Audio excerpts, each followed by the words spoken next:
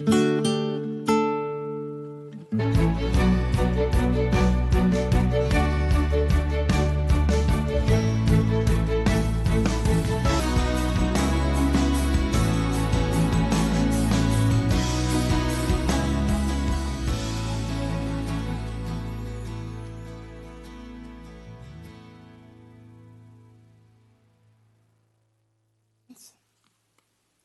Bredefeld. Here. Councilmember Caprielio. Here. Councilmember Chavez. Here. Councilmember Olivier. Council Vice President Brandow. Here. And Council President Soria. Here. Next, we do have the invocation. And let me see who's doing it. I'm not sure who is. Is he here? Deep? You doing the invocation? I didn't see.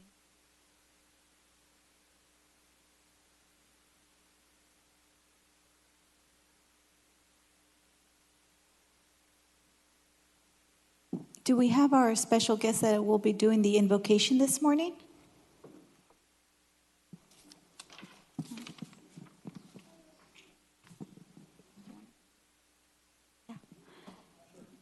Councilmember Olivier?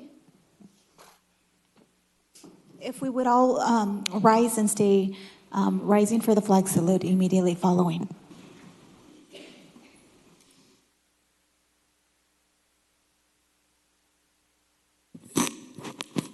If you bow your heads and pray with me. Dear God, we thank you for this day. We thank you for enabling all of us to wake up this morning, enjoy our Fresno morning, and come to City Council meeting to get work done on behalf of the residents of our great city. Father, we ask that you bless each and every one of us today as we go about our days, our loved ones, our families. We ask that you bless this council, that they make good decisions, that they keep in mind the fact that they represent people who can't be here and are busy with their families and can't follow local politics. Bless this council that it makes good decisions and of course, your will be done. So we thank you for our day. We ask that you bless our city, our state, our nation, and everyone in this world. And we pray for peace, and we pray for understanding amongst the nations and also amongst individuals. And we pray this in Jesus' name. Amen. Ready, salute. I pledge allegiance to the flag of the United States of America and to the republic for which it stands, one nation, under God, indivisible, with liberty and justice for all.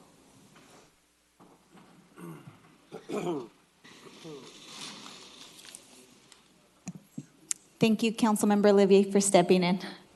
Next, City Clerk, are there any changes to the agenda? Yes, I have a few. The first one is item 1H regarding approval of site letters to agreement with various unions. It should be subject to veto.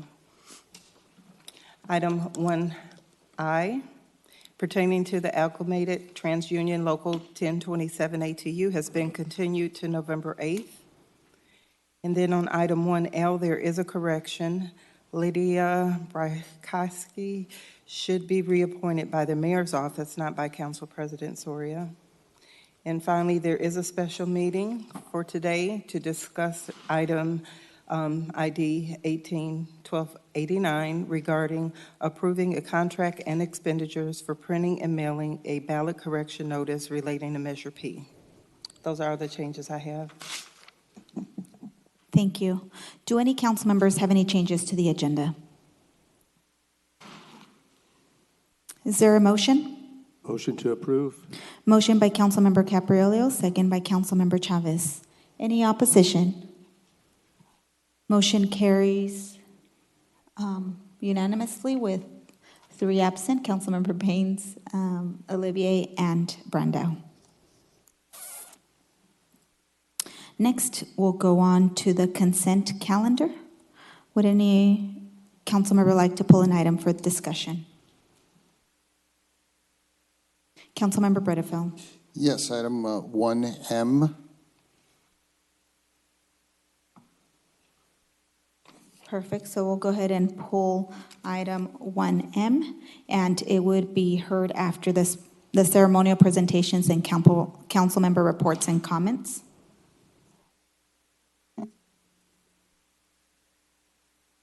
Oh, and Council President Soria, did you mention that the workshop, the item we're bringing back is going to be heard at 1:30? No, but thank you for reminding me. So we do have a workshop that is on the agenda, and we will be bringing it at after lunch, just so folks are ready for that. Perfect. So is there a motion to approve the remainder of the calendar? Motion to approve. Motion by Councilmember Caprillo, second by Councilmember Chavez. Anyone in the public who wishes to comment on consent and calendar? If you want to come forward, sir. If you can state your name, address for the record, you will have 3 minutes. My name is John White. I live at 5363 West Swift. I'm not familiar with the proceedings. I'm here on behalf of the continuing hearing on item 1D18, 1192. If that'll be addressed later, I'd be happy to. On which one? On the 10 a.m.? 1010. Yeah, so that one will be brought up at 10:10. This one's just for consent. Thank you. So there is a motion and a second. Any opposition? Seeing none, motion carries 6-0 with Councilmember Baines absent.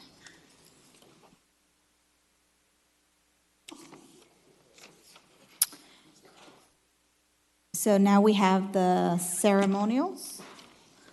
First, we have public utilities. This is the PG&E rebate check presentation in the amount of $1.6 million to the City of Fresno Department of Public Utilities for water line design.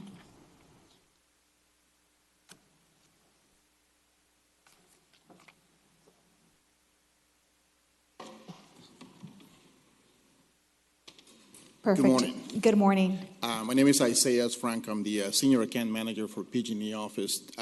Thank you for the opportunity to be here this morning, President Soria and council members. It is an honor for me to be here to present a check and recognize both the City of Fresno and Michael Carvajal, Director of Public Utilities, for the great effort in on completing the surface water plant. This program, this check that I have with me in amount of $1.6 million is for the reduction of energy on taking almost 118 wells to reduce their consumption by building that water pipeline, bringing water through gravity. This is a project that went on for 5 years in the making. And when I say in the making, I mean we're making history in PG&E service territory. This is the biggest energy savings project ever worked with a city, PG&E. Just to give you an idea of what this project consists of, the city is going to have an estimated 17 million kilowatt hours saved annually. That converts to almost $2.8 million in cost savings for the city. I would like to take this opportunity to recognize a few people within your department. I will start with City Manager Wilma Kwan Schechter and her staff. They were fantastic in constantly supporting our relationship with now Michael Carvajal, the Director of Public Utilities. Along with his staff, there were 4 people who would like to take the time to recognize their time and efforts to constantly meeting with us in the last 5 years on making changes on the design, identify which wells we're going to be taking out in consideration to reduce electricity. I will start with Randy Hoffman, that just recently retired from the City of Fresno, Russ Gilliams, Cassie Smith, and mainly I would like to take a point of recognition to Mr. Glenn Knapp.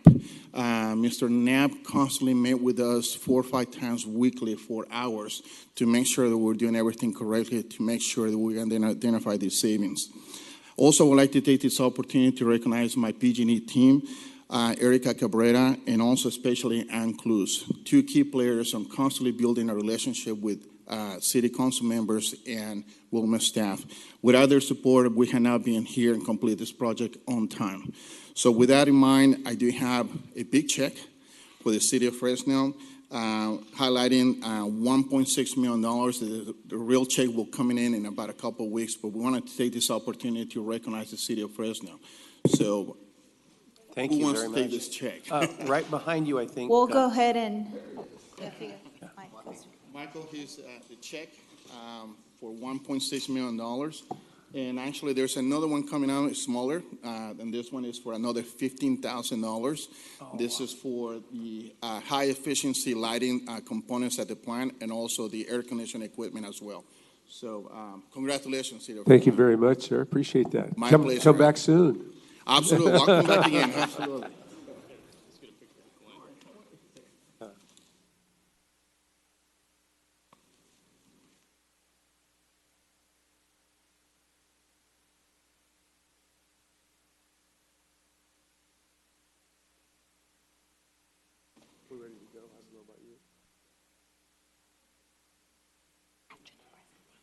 Okay. Great. Thank you so much, PG&E, for the partnership and for the checks, of course. Next, we have a special proclamation by Councilmember Capriolio for the Assured Senior Living Solutions Day.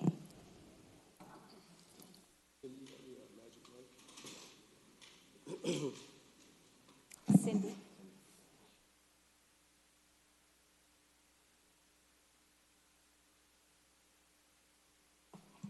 Thank you. Good morning, everyone. Good morning, everyone. One more time. Good morning, everyone. Yeah, that's why we're here. We're here to have fun. Today's a good day. We're here lots of celebrations. And one of them I'm particularly involved with is the Assured Senior Living Solution. Mr. David Reed, please come up and join me with your colleagues, if you will. He is the founder and has done so much with that great organization. So, good morning, sir. Good morning. Good to see you. Good morning. Good morning, Pumpkin. Got 5 over here? Yeah. Boom. Thank you. Good job. And so, as the founder of Assured Senior Living Solutions, David's done a great deal of work in our community. I've been with you on many occasions to actually observe it and appreciate it so much for our seniors. So his experience is based on some educational certifications. He is a certified dementia practitioner, a licensed residential care for the elderly administrator. And these things have given him the tools to provide the things we need for our senior citizens and those with dementia and, like my father, with Alzheimer's disease. So, David, we can't thank you enough for putting all that together for us. And I also want to say something else on a little bit different note. Assured Senior Living Solutions has hosted the Senior Citizens Day at the Grizzly Stadium. So, Mayor's not here. He's a senior citizen. So, Lee, wherever you go, it's your day, bud. Anyway, it's the Grizzlies game, so I look forward to celebrating that on another occasion at the stadium. And anyway, thank you for your dedication and commitment and for improving the lives of the families that have family members that have the need for the services and the skills that you have, sir. So a few words, please. Yes, definitely. Well, thank you. Again, my name is David Reed. I am the founder and the owner of Assured Senior Living Solutions. We exist to provide support for families that are trying to navigate caring for their loved one. So when it comes to the point where their loved one can no longer live at home, then we assist them in finding a place and assist them through that transition because it is quite overwhelming. So that's what we do. My wife, Rachel, and I, we are senior care specialists, and we assist families in our Fresno area. And who do we have back here as our special guest? Yes. So, today we have my dad, actually. He came in from Ethiopia. They have an international business. And then a few of my colleagues from Valley Caregiver Resource Center is out here to support as well. Yeah, Valley Caregiver Resource. Yeah. And I would like to add, so Michelle DeBudio, for the last 6 years, I was a program manager with that agency, and that's really where I learned and equipped me to further serve our families and seniors in our community. Fantastic, David, and everyone here. Thank you all, sir. Thank you for being here with us. It's a proud moment for you to see this young man stand up here and receive this proclamation. So congratulations, and would you read the proclamation, Madam Clerk, please? Whereas families every year are dealt with the difficult task of finding the proper assisted living facilities for their loved ones, they become overwhelmed by the process, the various options of homes, affordability, and finding a facility with a suitable amount of support for their loved ones. And whereas Assured Senior Living Solutions was founded by David and Rachel Reed on September 1st, 2018, as a free senior care referral services for families in Fresno, Clovis, and the surrounding areas to help them find assisted living facilities and senior care options for their loved ones. And whereas they have placed 21 seniors in the best living situations for their needs, consulted with over 100 families on their options, and provided over 800 hours of consulting services in their first year of business. And whereas their efforts are led by Assured Senior Living Solutions founder David Reed, who uses his experience as a certified dementia practitioner and a licensed residential care for the elderly administrator to help find the right living facilities to comfort loved ones and keep families at ease. And whereas David and Rachel have further served the needs of seniors in the community throughout Fresno and Fresno County by coordinating Senior Day with the Fresno Grizzlies, provided in-service and informational senior care seminars, and managing and growing the Aging Network, which brings together senior care providers and consultants in Fresno and Clovis to create a greater awareness of the needs of seniors. And whereas this excellent service comes at no cost to families looking for the best care for their loved ones in need. Now therefore be it resolved, Mayor Lee Brand and the Fresno City Council members do hereby acknowledge and congratulate Assured Senior Living Solutions for their excellent service they provide. Be it further resolved that we, Mayor Lee Brand and the Fresno City Council members, do hereby proclaim Thursday, October 25th, 2018, to be Assured Senior Living Solutions Day in the city of Fresno.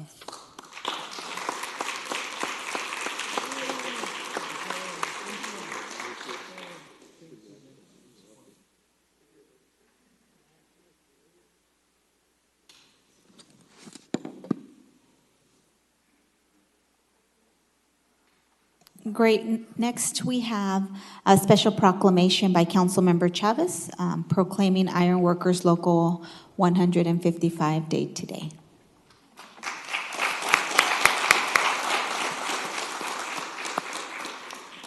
Good morning. Is that an Iron Workers? Good morning? Good morning.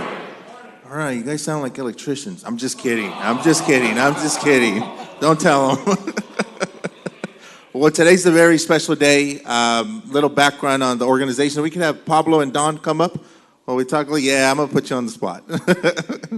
So today we're going to honor our iron workers, and a little bit of history on the organization. Founded in 1914, over 100 years. I've had a chance to go see their training facility out in West Fresno, and I was very impressed by the work they do. They are training tomorrow's future workforce, and they actually even let me try to use a blowtorch.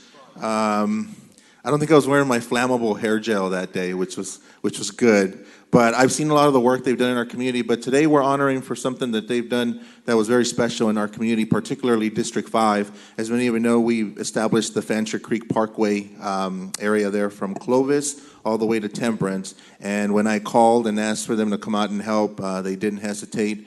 And what was really special is that they actually brought their kids out to help the Fancher Creek Parkway be established and actually clean it up. And we have a little slideshow that we're going to present. But before we do that, I want to have them say a few words, a little bit about the iron workers and the work that they do. So, Don, you want to say a few words about the organization? Yeah, very few. So I'm not a big public speaker, but anyway, we're proud to have built everything big in this community. We probably built every bridge in Fresno County. All the tall buildings here, we've built all those. We're proud of who we are as an organization. These guys all consider each other brothers and sisters. And we're just proud to help out and help clean our community. This is our community and we love it. Thank you for that, Don. And we could play, we put together a little quick slideshow. This is proof that Pablo works from time to time. So Cindy, could you play that slideshow, please?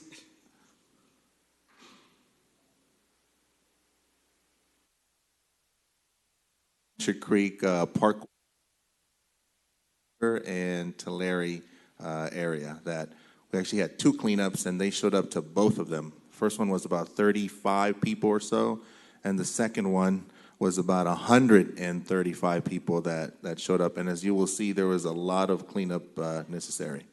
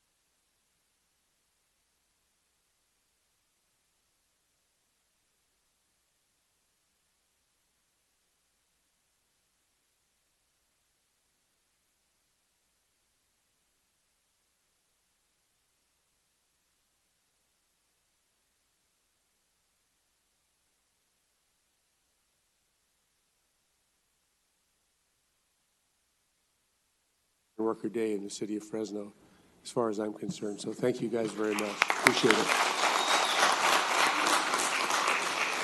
So I want to remind everyone that this Saturday, that's the 27th, is homecoming at Fresno State University, and we're playing Hawaii.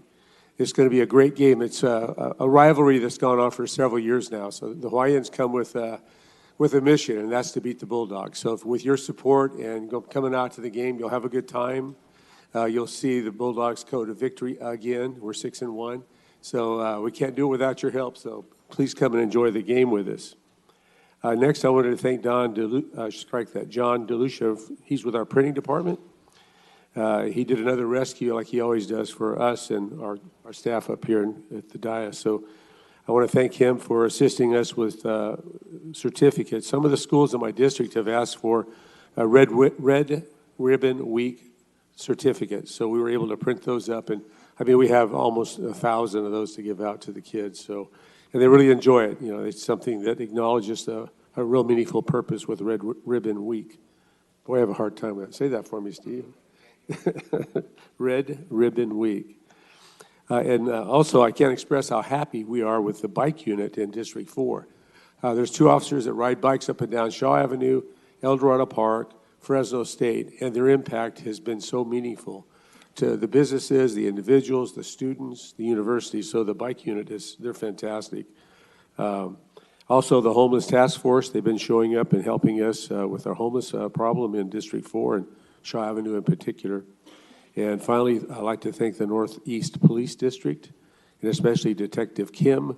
We had another successful Coffee with a Cop day, and I think that's our third one in the district in like 10 days. So it's Coffee with a Cop month in the nation. So we want to be sure and honor our police officers and show our appreciation and have them have an opportunity to sit down with the citizens of our community and just talk and get to know each other. And that's a tenet we've all been advocating is what we call community policing. So everyone gets to know everyone, and then that way we can have better communication and more safety in our area. So with that, thank you very much, Council President. I appreciate the time.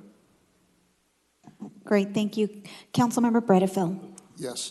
I also want to recognize the iron workers and all the tremendous work that you do and echo the comments from Councilmember Capriolo and Chavez. Well-deserved honor. You guys, along with many of our other city employees, are the backbone. So congratulations.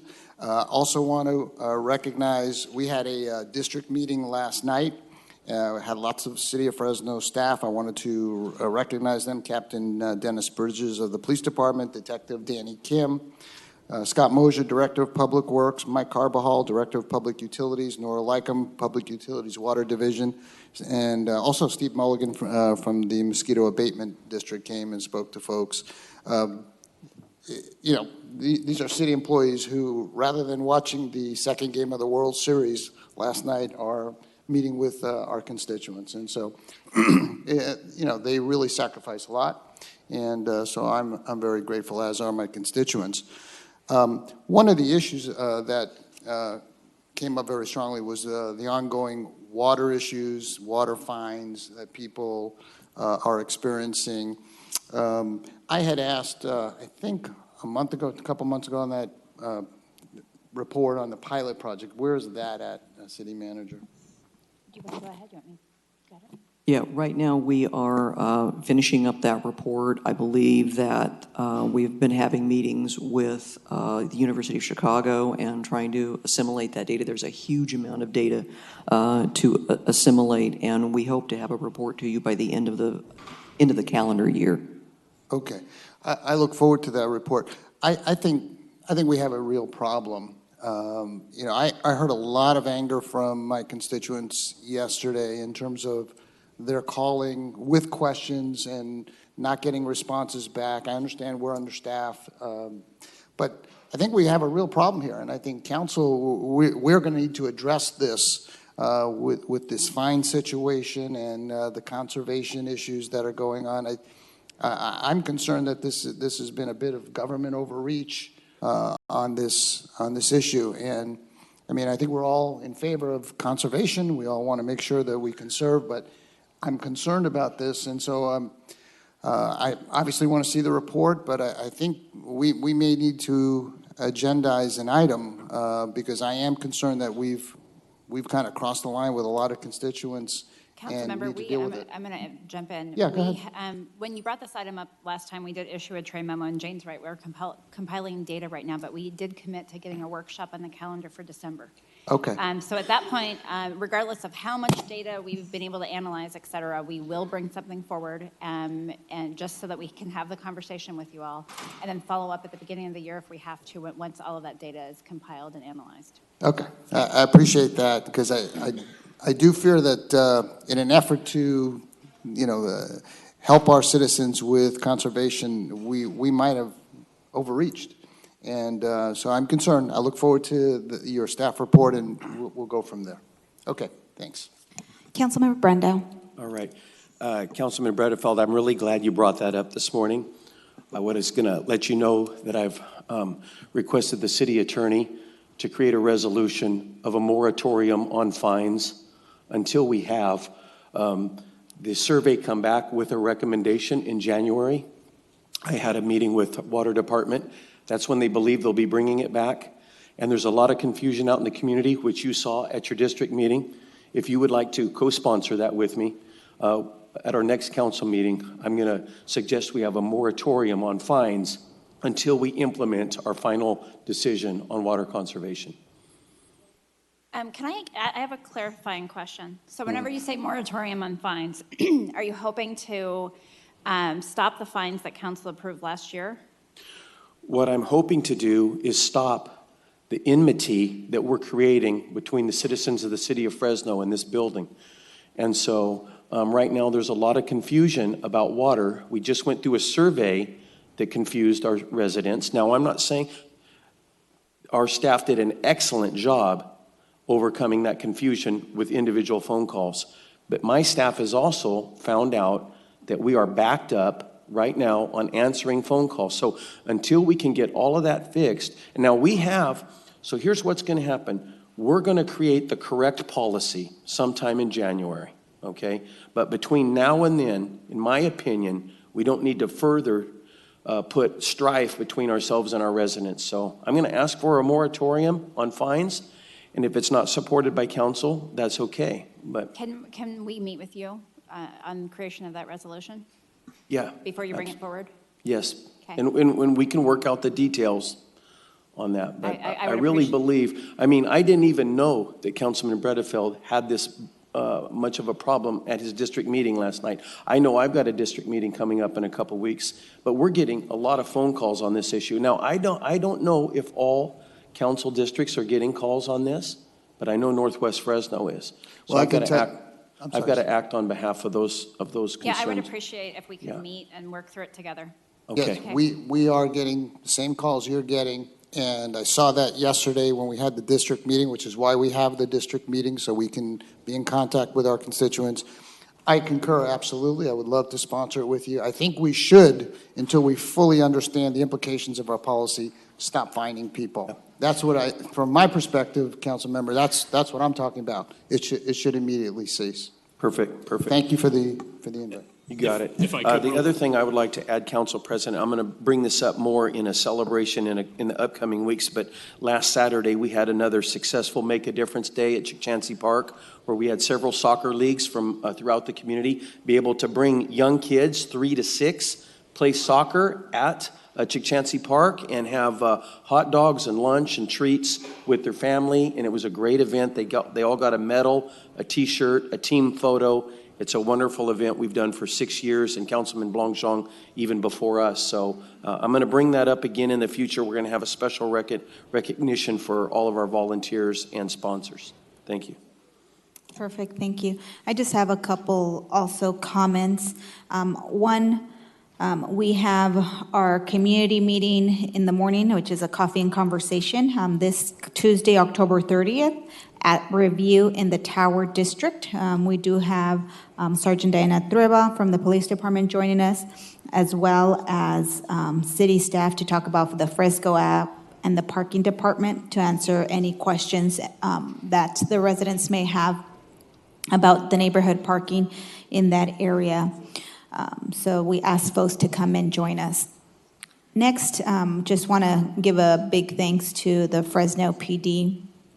We had a successful zombie crawl in the Tower District, which happens every year. I was walking through the neighborhood and I saw our cops on bikes, which was really cool, and really good police presence to make sure that everything went as planned, and so it turned out to be a great event. Also want to announce that at Inspiration Park next Tuesday, between the hours of 12 and 7 p.m., they will be having a trunk or treat event. So we invite the families and residents in that area west of the 99 to come out and celebrate with us. And then lastly, I just want to give kudos to our Public Works Department. I know that this was a request that we made early on to provide information to the residents. As you guys may have heard, the SB1 was passed last year by the state legislature, which is bringing additional revenues to improve our local infrastructure. And in full transparency, we wanted to make sure that the folks know how their taxpayer money is being expended here in the city of Fresno. So you guys can actually go onto our city website, go to our Public Works Department section under featured projects, and you guys will see a pretty long list of all the projects that are happening this year, this fiscal year, which the city of Fresno has been given an additional $3 million, and that's just for this year. It's for the remainder of the fiscal year. And then next year, it is projected that the city of Fresno will receive an additional $9 million. That means more of our streets are going to be repaired. We're going to be able to put more traffic signal lights. We'll be able to see concrete repair also happening throughout our neighborhoods. And that means jobs here in the city of Fresno, which is very exciting. So just wanted to make sure that the folks in the community know, the folks in the audience know that these dollars, we are putting them to use. We know that on any day here in our offices, we get calls about infrastructure issues that are happening in our neighborhoods, from potholes to traffic lights to broken sidewalks to the need of repair our pavement. So we're happy to report that we are providing the list of the various neighborhoods that are benefiting from these dollars. Madam President, I forgot to mention, since you brought that up, we're also having trunk or treat at the church, Wesley Church over in 4th and Barstow, sorry. Right, there's a church right on the corner there. We do that every year in Fresno State, ASI. Our district and everyone else shows up, and we pop the trunks, fill it with candy. We have awards for the scariest trunk, the scariest car, and so forth. It's really a lot of fun. It all happens during the daytime, by the way, so it's safe for the kids. So we invite you all to show up next Wednesday at Wesley Church, 4th and Barstow. Thanks. Yes, so lots of activities happening throughout the city for the Halloween holiday or events. And so in addition, in the Tower District on November 3rd, our office with the Parks Department has been working. We're going to be showing the movie Coco. We're also celebrating Day of the Dead. In the Tower District. That is a Mexican cultural event. And so as part of that, we're going to see altars. It's a traditional event that happens in the Mexican and Latino community. And so we will be showing the movie Coco around 7 p.m. in the parking lot between Review in the Tower District. So we invite folks to come out on November 3rd. Next, we will go to contested consent calendar, item 1M, which was pulled by Councilmember Bredefeld.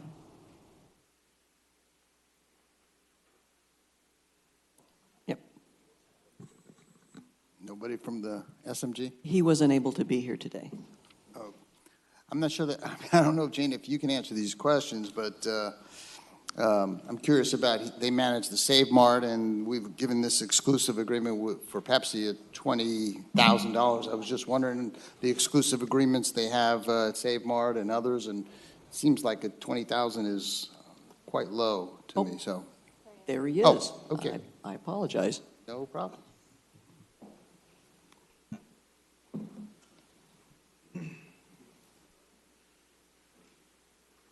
Bill, why don't you come down? I believe Councilmember Bredefeld has a couple of questions for you.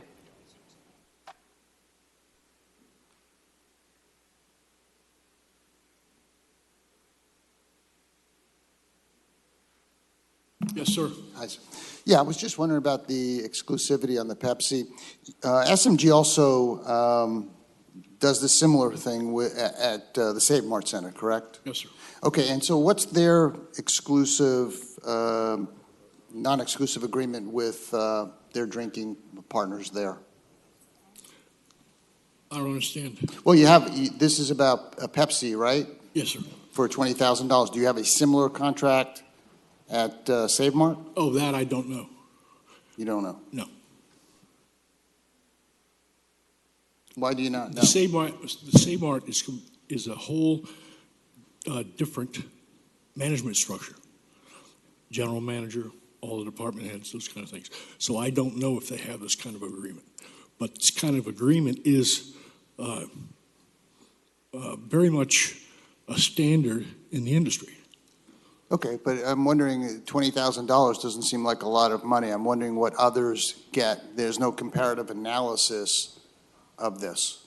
No, sir, it's the $20,000 is based on a calculation of how much product you sell, basically. And obviously,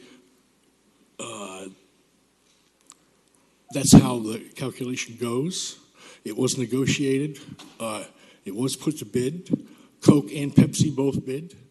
Pepsi ended up putting a better deal on the table. That's why we're going to go with them.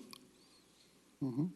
Well, is it possible we could get more information on this before we vote on this? I think we can. I know that the calculation is also based on the attendance and the number of events, and so it's commensurate with the activity that's at the convention center as opposed to activity anywhere else. Yeah. But we can get you those calculations. Can we hold off on this? I just would like to see We can that do kind that. of analysis. So, Sure. We okay. can give you some more detailed analysis Thank you. with that. Thank you. Perfect. And I also had a similar question in terms of this contract. You mentioned that we went to RFP, correct? A bid, yes. And so Coke also bid. Could we get those numbers? Are those numbers available for us to see so that we can see the comparison? Generally, when we go out to RFP for any other department, they provide the bid so that we can see that we are picking the best deal for the city. Sure. I think what would be good to get as part of that analysis, I know that it does include, so 20,000 per year, and then it says plus a 25% commission of vending machines and $3 rebate per case. Do we have any numbers? Who has been right now our exclusive vendor? Has it been Pepsi? No, it has been non-exclusive. Oh, it's been non-exclusive. Okay, perfect. Do we have estimates of what the sales would be that the city would benefit from this commission, what we could get? From a conservative standpoint, I think it's $17,000 a year. The rebates they talk about in commissions, I don't really believe those are going to be material numbers. Okay, perfect. Thank you. Sure. So, yeah, I would be happy to get the additional information. Thank you. Yeah, we'll come back. So we'll with go ahead and information. move it to the next council meeting. Okay. Perfect, thank you.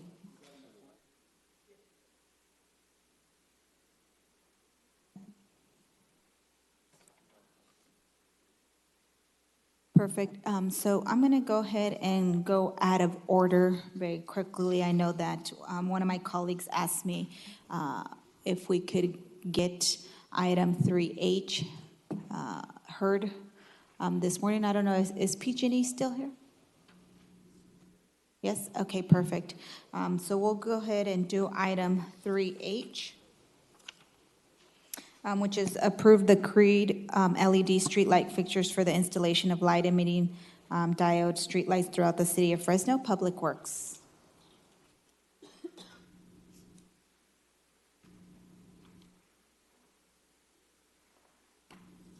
Good morning, Council. Scott Mosier, Public Works. Thank you for the delay. There was just letting PG&E representatives know that we were up. So this item follows on the heels of previously approved council actions. We now have PG&E on board as really our turnkey project manager, construction manager, and council's approved the 0% on-bill financing for the LED streetlight project throughout the city of Fresno, 35,000 lights, and council has heard previously and had a lot of consensus about the energy-saving benefits. One item staff was directed to bring back was in regard to the specific fixtures. And we looked thoroughly at options. We evaluated those. And what we have back before you is a recommendation, again, to utilize PG&E's previously completed competitive bid process. Their process was, in fact, much more thorough than our own. They received proposals originally from 10 different manufacturers. Through that, those were shortlisted. PG&E even conducted site visits at the production facilities. And out of that, selected CRE, negotiated contract and pricing for all agencies within their service territory to be able to utilize that on turnkey projects. So with that, and again, those fixtures, we have them in service today. Our neighboring city, Clovis, has all Cree lighting, and then following up very thoroughly with their city manager, with their director over street maintenance. We were very encouraged to find with over 8,000 lights in the time that they've been up, there's only been one maintenance issue with a light. So that's very encouraging to us. With that, we have representatives from PG&E as well as my own staff. We're available for any questions and would recommend your approval. The project would move forward. We'd see the first lights really going up in December, and then as discussed, really next fall, 2019, would be wrapping up. So staff recommends approval. Thank you. I'll make a motion to approve. So there's a motion by Councilmember Caprillo, a second by Councilmember Chavez. We'll go out to the public. Is there anyone in the public who wishes to comment on this item? Seeing none, we'll bring it back to the dais. Councilmember Brando? Yeah, I would like to ask Scott if I could ask a couple questions. And Scott, I'm very supportive, and I'm immensely looking forward to the new lights out in the whole entire city. But I'm particularly interested in getting them in District 2. I mean, we've, as you know, Councilman Capriolio knows, we've had a light bulb issue for a long time, and it's going to be so fantastic to get these new lights in. I do want to ask a question, almost on behalf of my colleague Oliver Baines, who isn't here right now. He had suggested that there was another local company that could do some of the work, and why wouldn't we support them doing a portion of the work? Now, could you give me a reason for that? Absolutely.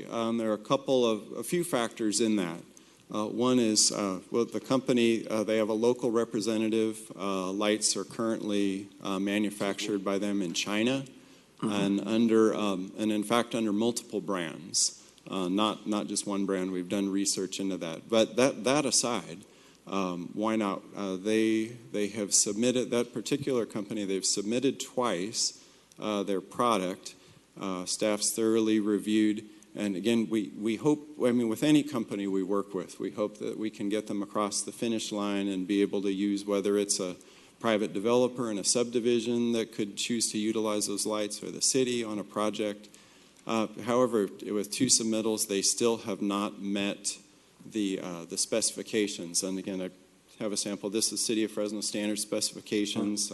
We have references to Caltrans specs where appropriate and different things. And this is what all engineers and contractors utilize, whether it's a water pipeline, plant material, or street lighting, pavement, concrete, whatever it may be. Those are all the standard specifications. So they've not been able to meet those. Meet the standards. Correct. We've documented what they need to do, and they have opportunity to resubmit. So that's one big criteria. Another component is just procedurally. At the moment, with PG&E, we are utilizing their competitive bid process. So in discussions, and I would defer to city attorney on this, but in discussions that if we did not utilize another public utility or public agency's competitive bid process, then what would we need to do? We would potentially then be looking at a city RFP just for someone to supply fixtures. So to just select one would have typically that requires some sort of council sole source finding to use a particular product over others. Okay, thank you. And let me ask: is Ann Cluse or Erica in the Ann?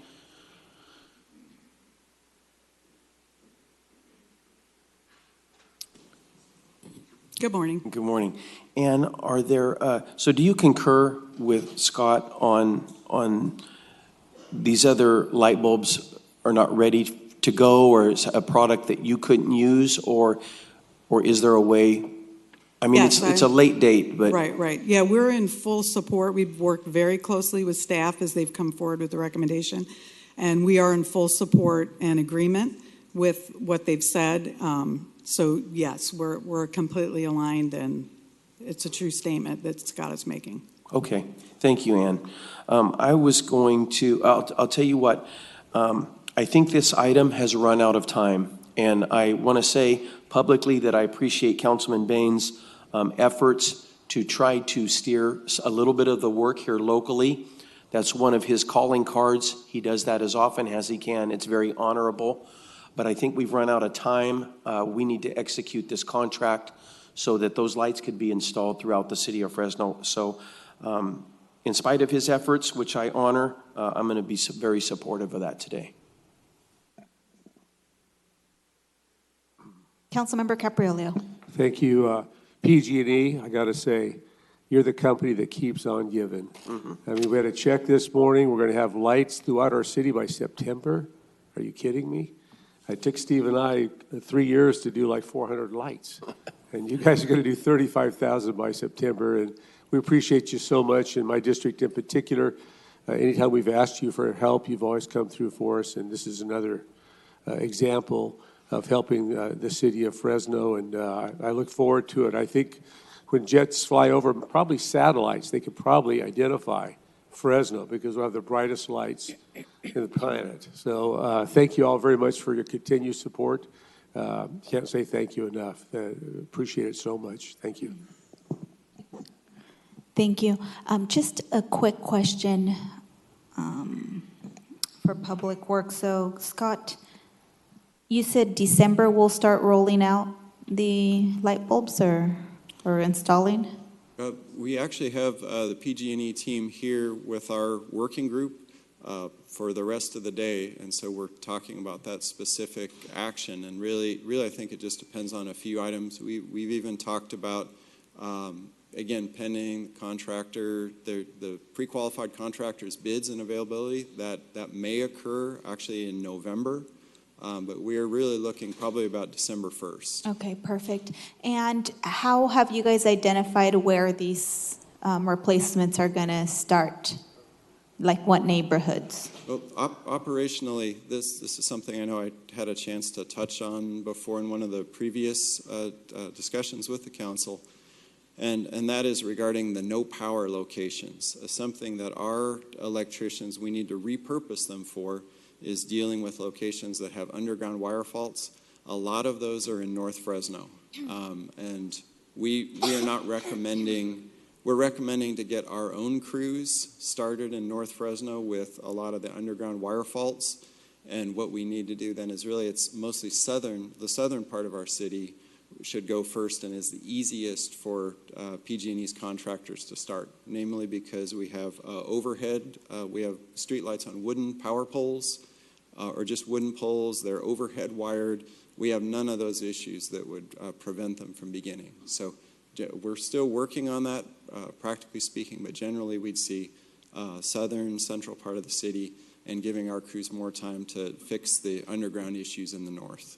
Okay, perfect. We can keep your offices updated. So once Scott and PG&E Absolutely. have a plan, we will make sure that you're all updated with where the installs are happening and where. So we'd really have crews That'd be awesome. And we'd be working in those multiple locations. Again, city forces really in the north to get that squared away, get the contractors started in the south and deliver the project. Awesome. And then we may have had part of this discussion last time for any of the decorative lights. You know, I represent an area where we have kind of the historical, more decorative. Are we going to see any opportunities there for? We have we're really attacking that in two ways. One is that with the PG&E turnkey effort, that will actually free up our reactive streetlight change the bulbs type of effort. Because once we're, say, 3 to 4 months away from their crews being in that area, we don't need to be changing those streetlights. That would be counterproductive to go do another high-pressure sodium bulb. So we will take that effort, and we'll be able to get in and relamp the decorative lights that we have today. That'll get us more focus. If there are lights out, we'll be able to jump on those much more quickly. In the meantime, our engineering staff working on that, on the technology, and how do we get that done, and be able to come back to council with a parallel project for the decoratives. Okay, perfect. Thank you. Those were all my questions. Again, thank you, PG&E, for working with us. I know that this has been kind of a long time coming. We're excited about what this means for our entire city in terms of the lighting and, we know that with better lighting, we can avoid some public safety issues, both in terms of crime and so forth. And additionally, we'll see some cost savings, which is great. So thank you again for that. We do have a motion and a second. Any opposition? Seeing none, motion carries 6-0 with Councilmember, 5-0 with Councilmember Oliver Baines and Clint Televier absent. President, I don't know if we took that out to the public. Did We did. I see a fellow with this. We did go out to the public early. Maybe he missed it, I don't know. Sir, if you want to go ahead and come up, but we did go to the public, and I called out, and so. I'm not here to oppose or cause any trouble. I just was reminded as I traveled down the street and on I think 2 or 3 occasions. Sir, you have to give us your name and Yes. address and speak John into the White. microphone. John White, 5363 West Swift. I recall regarding this issue, or similar, that there were about 3 power outages. It appeared to me it might have been the time of day that the streetlights went out along with the power.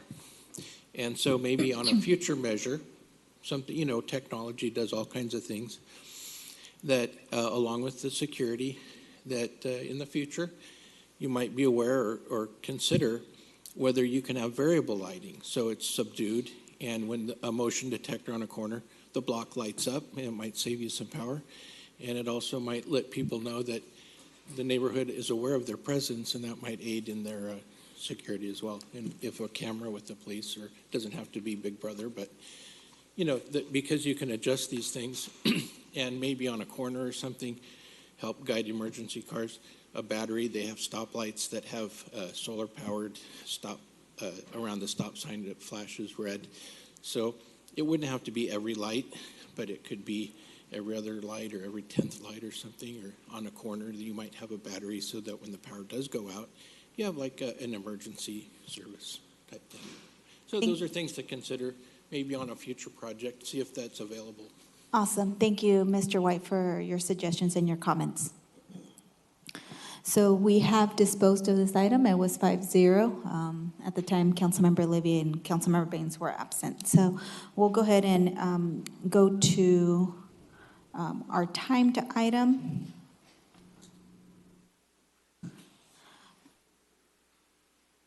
Actually, what I'm going to go ahead and do, I did have another request.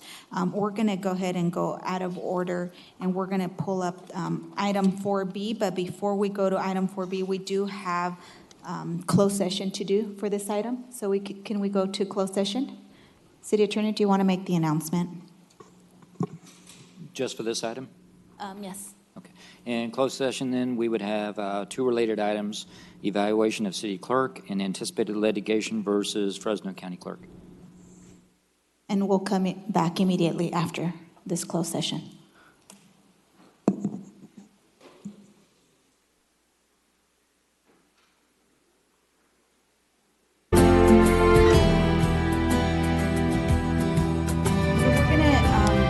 Go on. We know we have some 10 a.m. scheduled items, so we'll start off with 10 a.m. number 1, which is a workshop by the Citizen Public Advisory Board 2018 second quarter report. Mayor's office.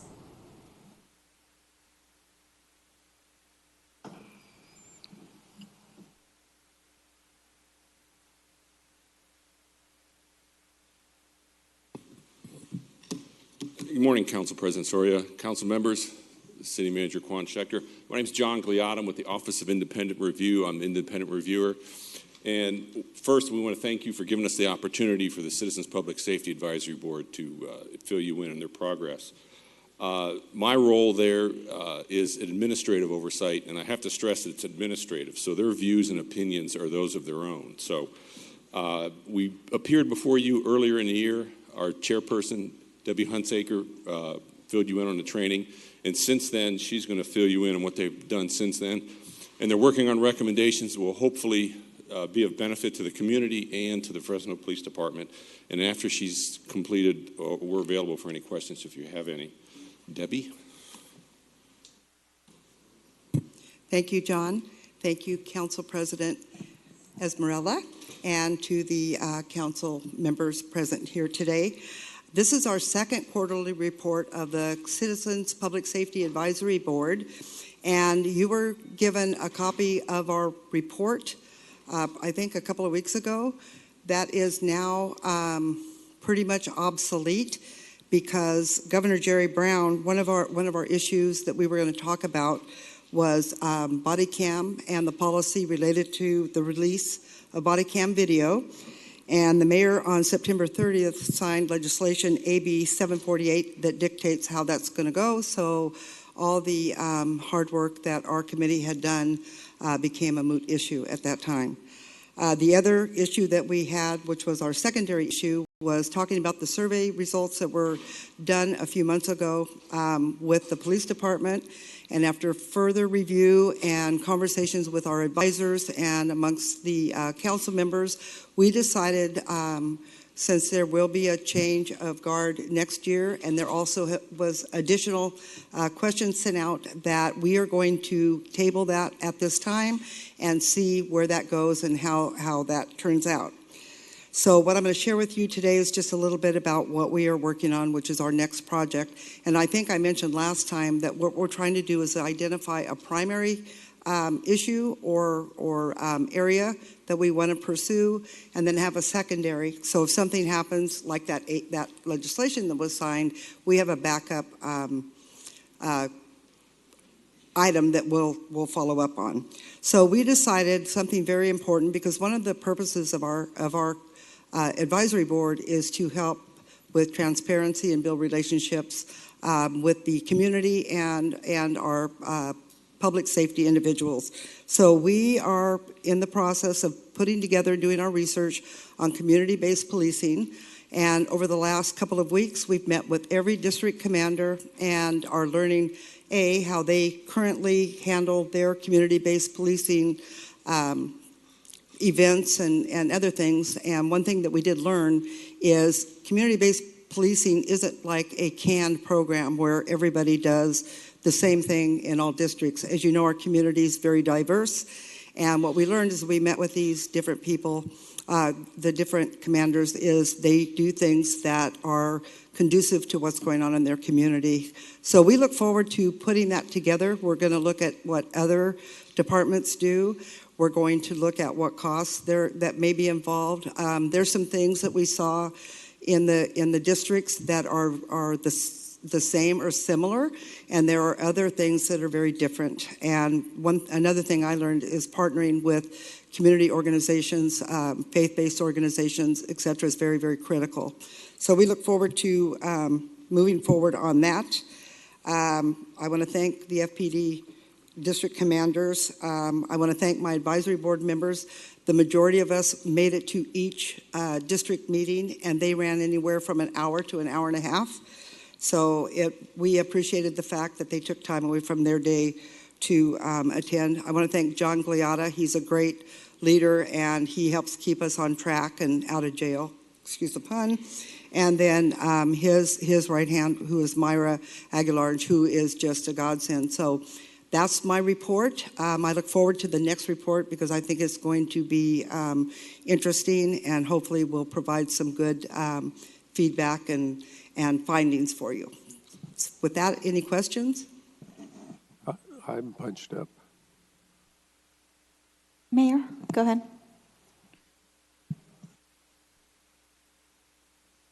Hello? Thank John, Debbie, and all the members of the advisory board. They put a lot of work into what they're doing. They had to go to a lot of training. There's some really testy issues they encounter, and I think this is a major asset to the city of Fresno, and will help us down the road as we build the bridge of trust between our police department and community. And again, thanks for all the time you guys put into this. Thank you. Thank you, Mayor. Councilmember Caprioli.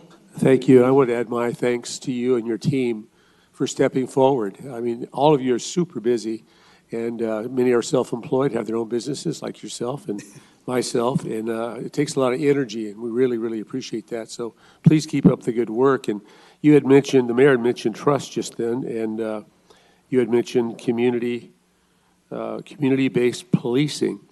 For District 4, we have the Bike Patrol, and they are fantastic. So you talk about community-based. They're right in the community.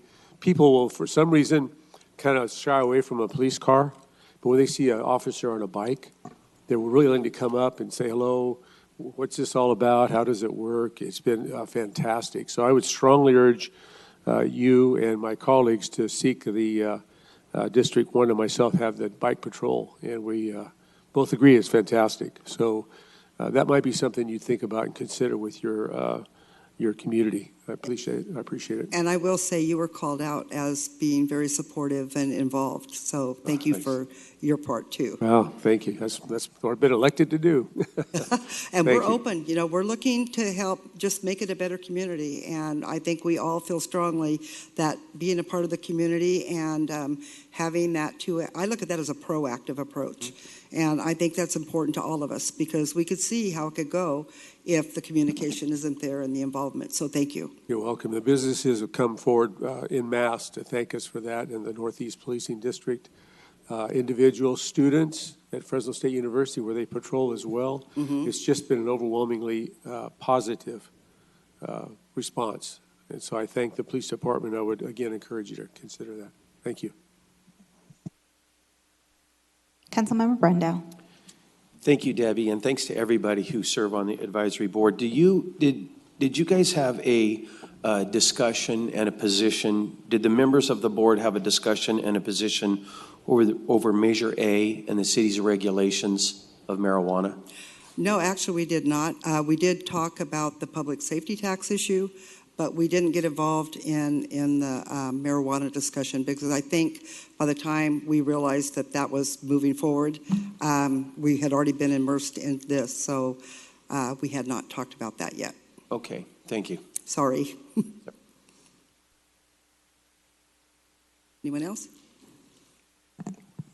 The screen is clear, so thank you so much, Debbie, for the presentation and for all the information and for being an active member of the committee. Thank you. I look forward to our next report. Perfect. Thank you. And just for the public's knowledge, this is a workshop. In workshops, we don't go out to the public, but we just merely receive the information. Thank you. There will be unscheduled communication where you will be free to later in the meeting to share any additional comments. Next, we have item 10 a.m. number 2, which is a hearing to adopt resolutions and ordinance to annex territory and levy a special tax regarding City of Fresno CFD number 11, Public Works Department.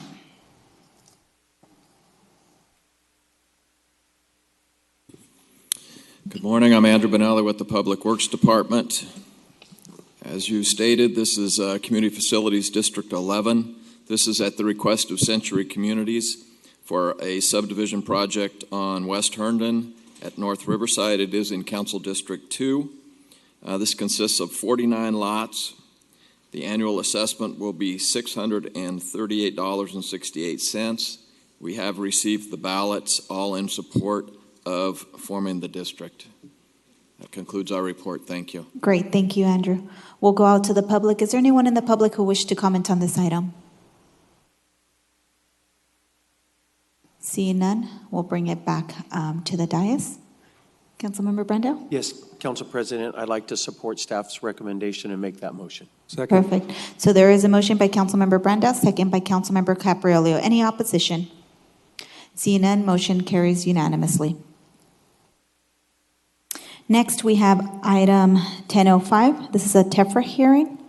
The Finance Department to hear and consider information concerning the proposed issuance of revenue bonds by California Municipal Finance Authority for the purpose of financing the acquisition, construction, expansion of the Vineyard Senior Living Center.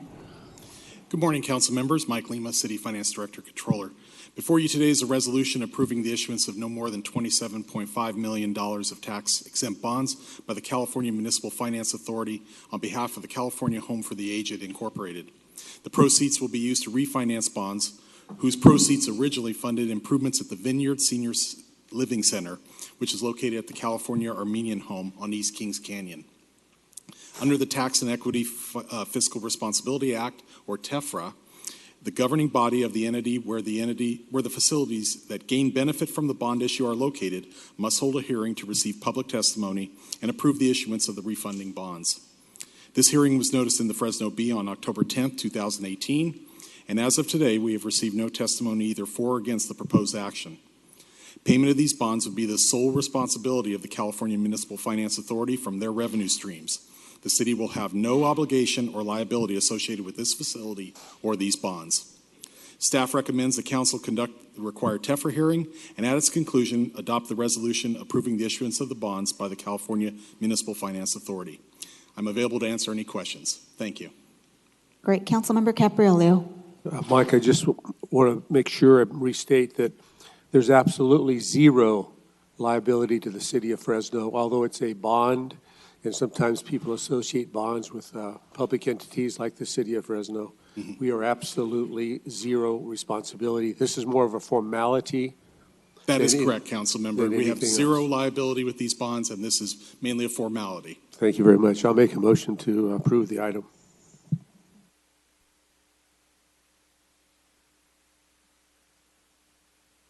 Great. So we'll go out to the public. Is there anyone in the public who wish to comment on this item? Seeing none, we're back to the dais, and the screen is clear. Is there a motion? I'll make the motion.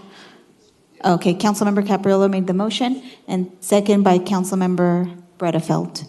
Any opposition? Seeing none, 6-0 with Councilmember Olivier absent. No, he's right here. Next is a 1010 scheduled hearing. This is a continued hearing to vacate a street, pipeline, and utility easement, Public Works Department.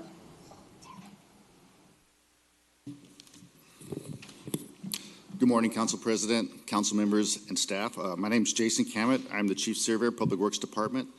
I'm here today to have council continue a hearing that was originally set on September 20th by resolution of intent 1125D, which was approved on August 30th. This hearing was continued to the 27th of September, and with further discussion, it just seemed that we needed to get more information regarding this item. So it was continued to today. It has been reposted and re-advertised in accordance with the Streets and Highways Code. This vacation is being requested by Joseph Pickett, who is a private citizen. He has a viable lot that he wants to develop or market, Lot 8 in Tract 4043. In 1990, this subdivision was encumbered by a temporary street easement, also had a pipeline easement and utility easement that was encumbered at the same time. These were temporary easements that were intended to be put in place until permanent facilities were made available to the subdivision. That was in 1990. Since then, the development there has been development around the area. Secondary access points have been available for the emergency vehicles. Infrastructure has been put in for the pipeline and also utilities that were also encumbering this piece of land. In 2011, the city of Fresno released Mr. Pickett, or his father, who was the owner at the time, from this easement and covenant. So in 2011, we made a staff determination that the temporary easement was no longer needed for street and utility purposes. We released them at that time.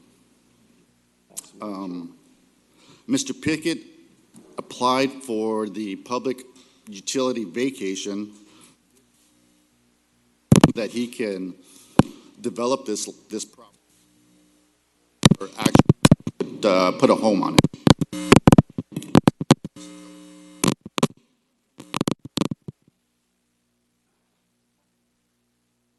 Hand mic.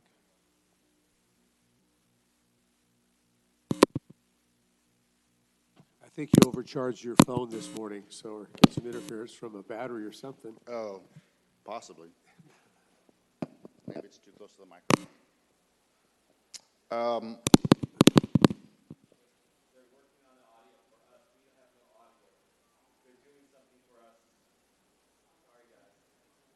All right, so we'll just push forward, I guess. So today we're here to hear both sides, to inform council the current situation, and hear public comment.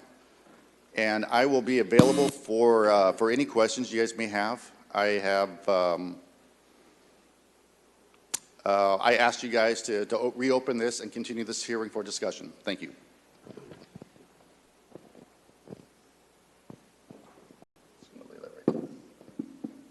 Thank you. So we'll go ahead and go out to the public. We have one card on this, and I know that there may be some other folks, but Mr. John A. White, if you wish to come, you can state your name, address for the record. You will have 3 minutes, sir. In the meantime, here's my notes. Hello. My name is John White. I live at 5363 West Swift. This was continued from last month. My neighbors, the Brophies, when this was posted, talked to the people in the neighborhood. There are approximately 100 people that live on Swift, Rickert, Delbert, and Constance that use this road, along with the garbage trucks. And within the last month, 2 ambulances, and one of the ambulances was accompanied by 2 fire trucks. So it was used as an emergency access just within the last 30 days. And we collected over 75 signatures and submitted those at the last time this was discussed. And 9 letters that state, with regards to the resolution of intention number 1125-D to vacate a street pipeline and utility easement in Lot 8 of tract map number 4043. I object to the vacating of the easement for street pipeline and utility purposes recorded January 15th, 1986, document number 86005116 period R period. 9 people in that neighborhood signed this document, and I went out yesterday and got 2 more that I submitted to the clerk this morning and to the council through your secretary. And some 100 cars use that road every day as proof of its utility, and they would be redirected through residential neighborhoods if that road were closed, and those people accessing that neighborhood would be driving an extra 70,000 miles and a mile out of their way to get back to Ashland each time they tried to get to their homes. Thank you. Perfect. Thank you. I congratulate you guys on the work that you do, and Thank you. Not an easy job. Hopefully it all balances out with all the people involved. But Thank you. law of averages. Is there anyone else in the public who wish to comment on this item? So you can go ahead, sir. And then I know that we have Mr. Joseph Pickett here also, who is the party asking for the application. I had a card filled out. All right. Well, I asked for the extension. Oh, but- Joseph, yes. Here's Mr. Brophy. If you can go ahead and state your name, your address for the record. Can you speak to the mic also? You can move the mic so that you can speak to it. There you go. Joseph Brophy, 5308 West Swift. And I asked for an extension last time. I believe it is now not feasible. And I only hope that the council can consider the emergency exit that we're talking about, the easement, that so many people signed. My wife, myself, and John White got 80 signatures in the area that consider it a necessary outlet to the main street, which is Ashland. The tract is at Ashland and Cornelia.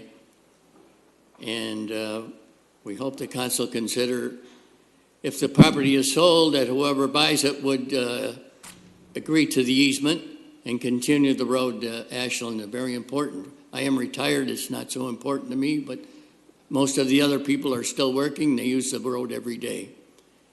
And there's a lot of congestion there in Ashland. And the other, when you go the other way, which would be north Shaw. So we asked for the extension because we didn't have we wanted to consult an attorney. We had another matter that we were under investigation in your office at our meeting. Council Member Soria, you recall? Okay, then I won't bring it up at a later date possibly, but that was the reason. And we hope you'll consider the easement. If the property is sold, perhaps, I believe CVS is in the purchasing. Perhaps they would leave the road. If the council would make the agreement that they leave the road open, they can have the property, or words to that effect. Thank you so much. Thank you, Mr. Brophy. We also have Mr. Joseph Pickett in the audience. If you want to go ahead and come on down, sir. So he is the private owner of this property. Just for the record, for this council to know, the city of Fresno does not own this piece of land. Good morning. My name is Joe Pickett, 7310 North Remington. I am actually not the owner of the property. My parents, my dad is now passed. My mom is the surviving owner of the property. I have been asked to help clean up the estate. One of the lingering items that my dad had been working on was to sell this lot, which is the last remaining lot in the subdivision, the last residential subdivision he developed. What he didn't know was that there was an easement for road and pipeline established on the property in 1986. When he developed it in 1990, he met with the city. The city had placed another covenant on the property to say we need temporary access to Ashland because at the time the neighborhood had not been developed far enough along to allow emergency vehicle access. In I think it was 2011, he went back to the city, came back to you. Staff supported removing the covenant because the conditions had been met to gain access to the surrounding neighborhood. Earlier this year, it was discovered that this 1986 easement is still applicable. In looking at it, it does not cover the entire property. It does not allow for a complete road to cross the property. There is a gap between the north property line and the north edge of the easement. So for all practical purposes, this easement is not functional any further.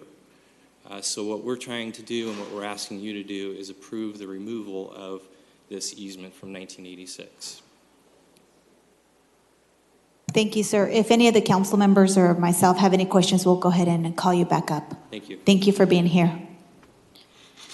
So this is in District 1, and so I've had the opportunity to hear from a number of the constituents. I personally have met with Mr. and Mrs. Brophy. I know that they've brought up the concerns, which were the public safety concerns in terms of access.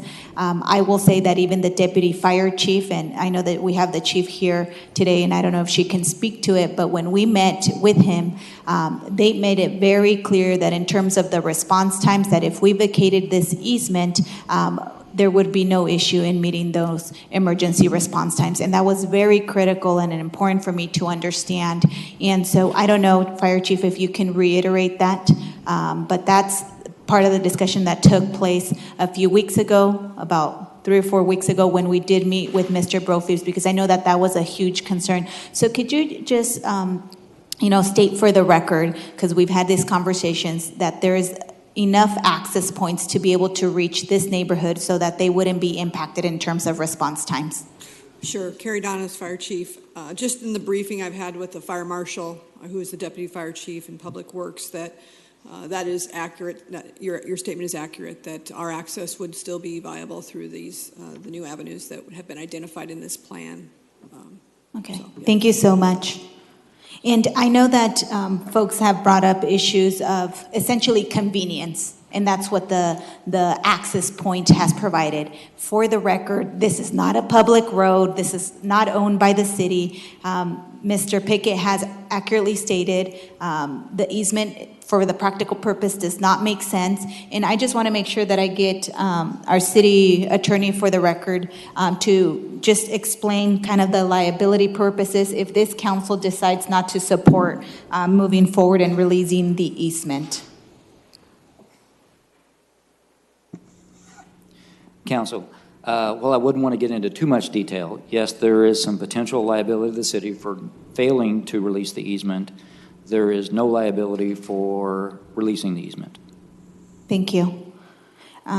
So those are, the questions that I wanted to make sure that we answered and that we put on the record. I have met with the constituents. I have considered, the issues that they've raised. I will say that Councilmember Brandau and I are working, and Councilmember Oliver Baines are working on the West Area Plan. We understand the congestion issues in terms of Ashland and Shaw. Unfortunately, we don't have the resources now to expand and make sure that we do address those congestion issues, but we are working on them, and they are really a top priority for us so that we can address those issues. So with that, I will be supporting the vacating of the easement. Councilmember Capriolio. Take me off, please. Okay, perfect. Seems like no one is punched up, so I'll go ahead and make that motion. And second by Councilmember Baines. Any opposition? Ma'am, Ms. Brophy? Yes, I do. I'll go ahead and let you speak, but I did call for public comment. As a rule, I don't close a road before I open another road.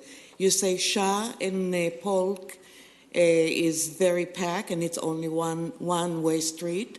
You're talking about Polk and Ashland on the other side, which is also only one-way street. So you're closing the easement, which you're going to lift it, what it's going to have, with the 100 people that you have, and the kids that you have around, which need the emergency help. How that going to apply when everything is closed and the city don't have the money to open the other two roads? Thank you for your comment. The other thing that I will put for the record, and I know that Public Works, we discussed this in our previous meeting, there are other subdivisions that are being planned, and I don't know if you guys want to come up, please, to make sure that we state that also for the record. And Ms. Brophy, you're very well aware of it. We sat down with you and showed you the maps and the planned communities that are going to open the other access point to Polk. Yeah, but these plans are from 1985. Up till today, nothing was done. So I appreciate your concerns and your comments. I'll go ahead and have Public Works answer that comment. Thanks. Thank you.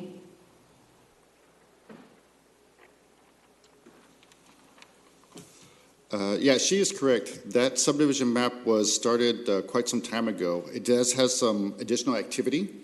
This access would come off of North Polk Avenue, and it would develop West Rikard, which will give them a shorter access point, essentially. So it would be a publicly maintained road that will be dedicated for public use and developed to a standard that will meet all safety requirements. That is in the works now. I can't speak to how far along it is in planning, but I know that it's resurfaced, and hopefully this will move forward and give them a better access point.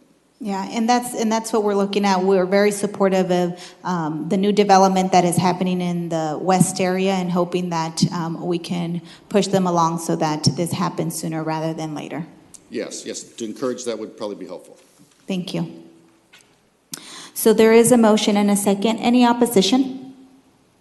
Seeing none, the motion carries unanimously. Next, we'll go on to item 4.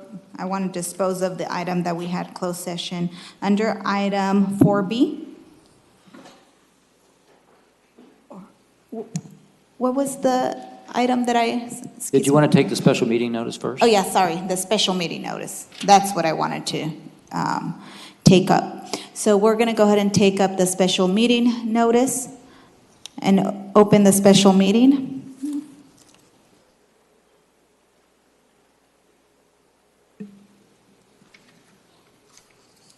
Is there a number? The title, I don't have it in front of me.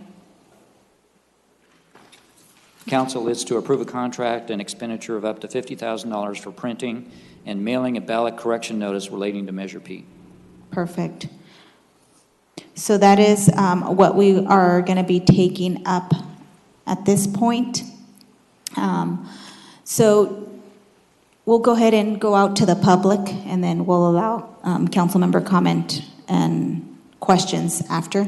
We'll go out to the public on this issue.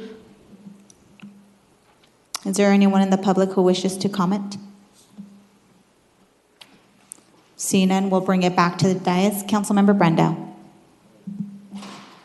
Thank you, Council President. I want to go over a couple things relating to this issue. And I think most of council is kind of all on the same page, but we do need to communicate with the public a little bit. And then I'm going to get into my specific thoughts on the issue. But first, I want to go probably quickly through a timeline. If anybody in council wants to jump in, they can certainly feel free. But in regards to the issue that's now in front of the community, which is a very controversial issue, it seems that the city of Fresno, in our clerk's office, made a mistake by sending multiple versions of the ballot language to the county clerk. And it was a mistake that happened inside the city clerk's office, which reports to Fresno City Council, not the mayor and his administration. So a lot of people have made comments about why doesn't the mayor do something about it. The real correct answer for that inside baseball is the clerk works for the council. Both the clerk and the attorney are the only two departments that work for the council. And so I think that the mayor has taken the right stand by saying council needs to address this issue. So I'm going to roughly go through a timeline just for the sake of getting it out on the public, in public information. We sent a resolution containing 41-word ballot question to the city clerk for inclusion into the August 9th, 2018 agenda packet. The city attorney wrote that up. But then the proponents, the Yes on P side, suggested some changes to that, and we were amenable to those changes. It turned a 41-word ballot statement into a 74-word ballot statement. Unfortunately, both statements were still in document form in the clerk's office. And on the 10th, the city clerk sent the short version, which had been discarded for the longer version, to the county clerk. So we made a mistake there, okay? And that's why we're here today, to talk about that mistake. Then the county clerk on the 15th, they have their own part of this. They published the correct ballot statement, the 74-word, longer approved version in the Fresno City Bee, but they sent the short version, the unapproved version, to the ballot to be printed, okay? So in my opinion, the county clerk also made a mistake. And the case I'm building is that there was a lot of folks that had their hand in making a mistake, and why we're here today. Finally, the Yes on P folks had a 10-day review opportunity for them and their attorney to review the ballot language before it was officially printed. And they did not catch that error. And so, in my opinion, even their attorney, at least, and maybe some of the Yes on P folks, should have caught that error. And whether they want to hold that attorney accountable, is probably their own decision. But there's three different groups here that could have caught this. The city of Fresno, city attorney's office, a city attorney and the city clerk's office could have caught this error. The county clerk, whose job is to review these documents, should have caught this error. And then the Yes on P folks doing their due diligence in a fully funded, well-done campaign, they had 10 days to review it, and they should have caught that error. At least, probably the attorney that they pay to do that. So there were three different groups that compounded this problem, and that's why we're sitting here today. I wanted to add a couple of things to the timeline that I noticed. The City of Fresno Attorney's Office was made aware by an email from Elliot Balch, who's in the audience today. And we were just named in the email, but there was many people that were named in that email that he had caught the error. And Elliot, you probably saw it firsthand when it hit the streets, right? And you probably thought, oh my goodness, this is wrong. And contacted the city attorney's office, which immediately contacted the mayor and council president Soria. And then that was on Wednesday, October 10th, was when that email came at 12:43 p.m. in the afternoon. The following day, we had a council day. All of this is kind of important. Bear with me. The following day, we had a council day. That was October 11th, Thursday. After closed session, we finished sometime in the mid-afternoon. After closed session, there was a special side meeting where the city attorney, the city clerk, council president, and Councilman Baines met to discuss this issue, okay? And that's fair. I really do believe that probably as council vice president, I should have been there, but that's okay. It's not a big deal. They wanted to discuss what should the city do going forward. And so they had that discussion. The rest of us at this point didn't know about it. And here's what's very interesting to me. And both of my colleagues here are supporters of the Yes on P campaign. But at that time, this would have been a very pressing issue, like, oh my goodness, there's been a ballot screw up. We need to do something about it. And we had a council meeting the following Thursday on the agenda. It would have been easy, and that would have been Thursday the 18th, by the way.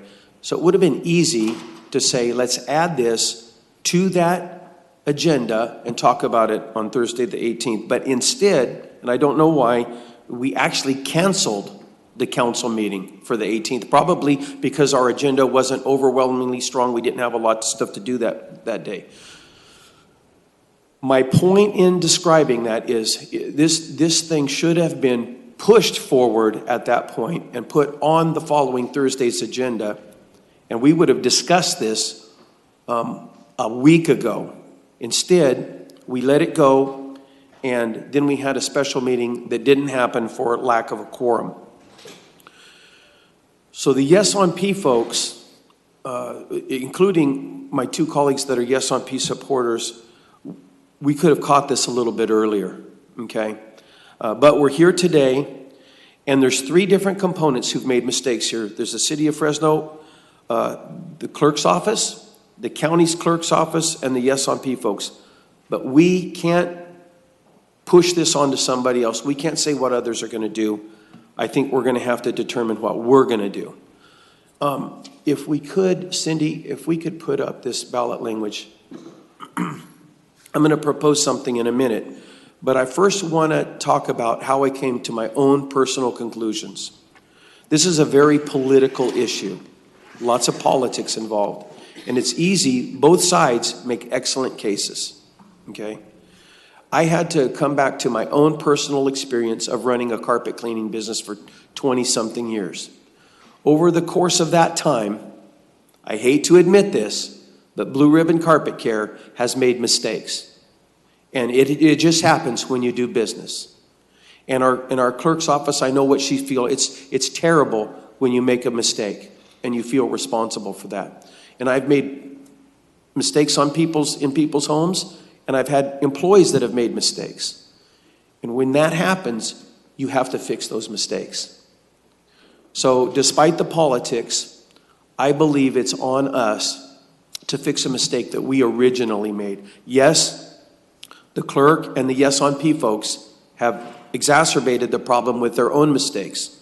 But the City of Fresno, the council, the clerk's office has made a mistake when we sent the wrong information to the county clerk. Now, What you see in front of you, I'm going to call Exhibit A, and it is a postcard. It's very hard to see.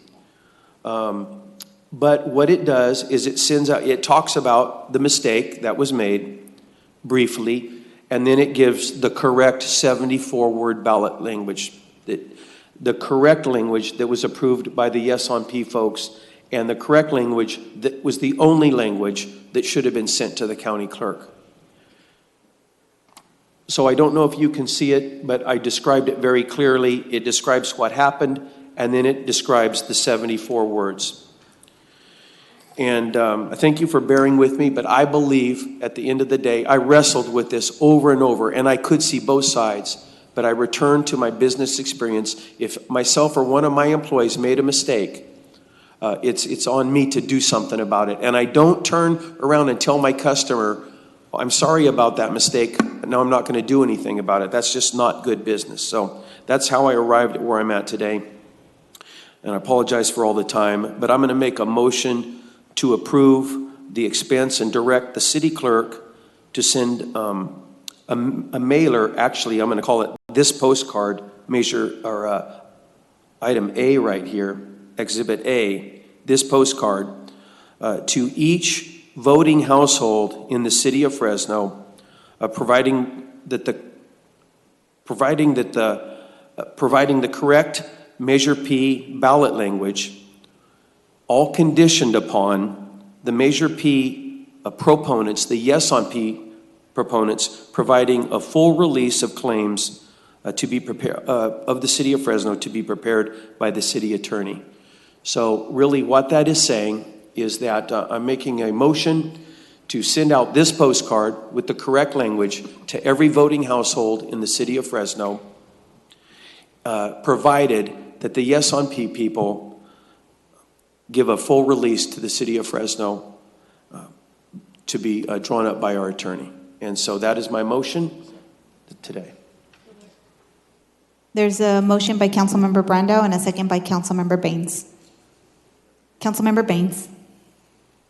Yeah, really quick. I just wanted to thank Councilmember Brandau for really taking the time to explain to the public some of the things we had to wrestle with. And also wanted to fill in a couple of gaps because he asked a couple of good questions, particularly about when the error was first happened and kind of the timeline there. Councilmember,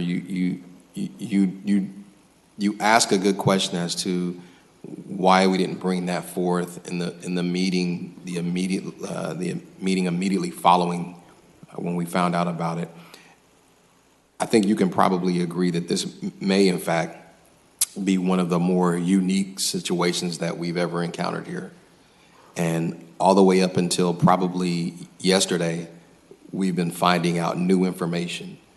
And I think that there was an effort to want to get more of a complete picture before we made recommendations to this body of what to do, which is probably why we didn't immediately just agendize this and say, hey, this is what we should do, because it was actually pretty complex. And while I know we kind of boiled it down to a couple of errors of fault, it's slightly more expansive than that.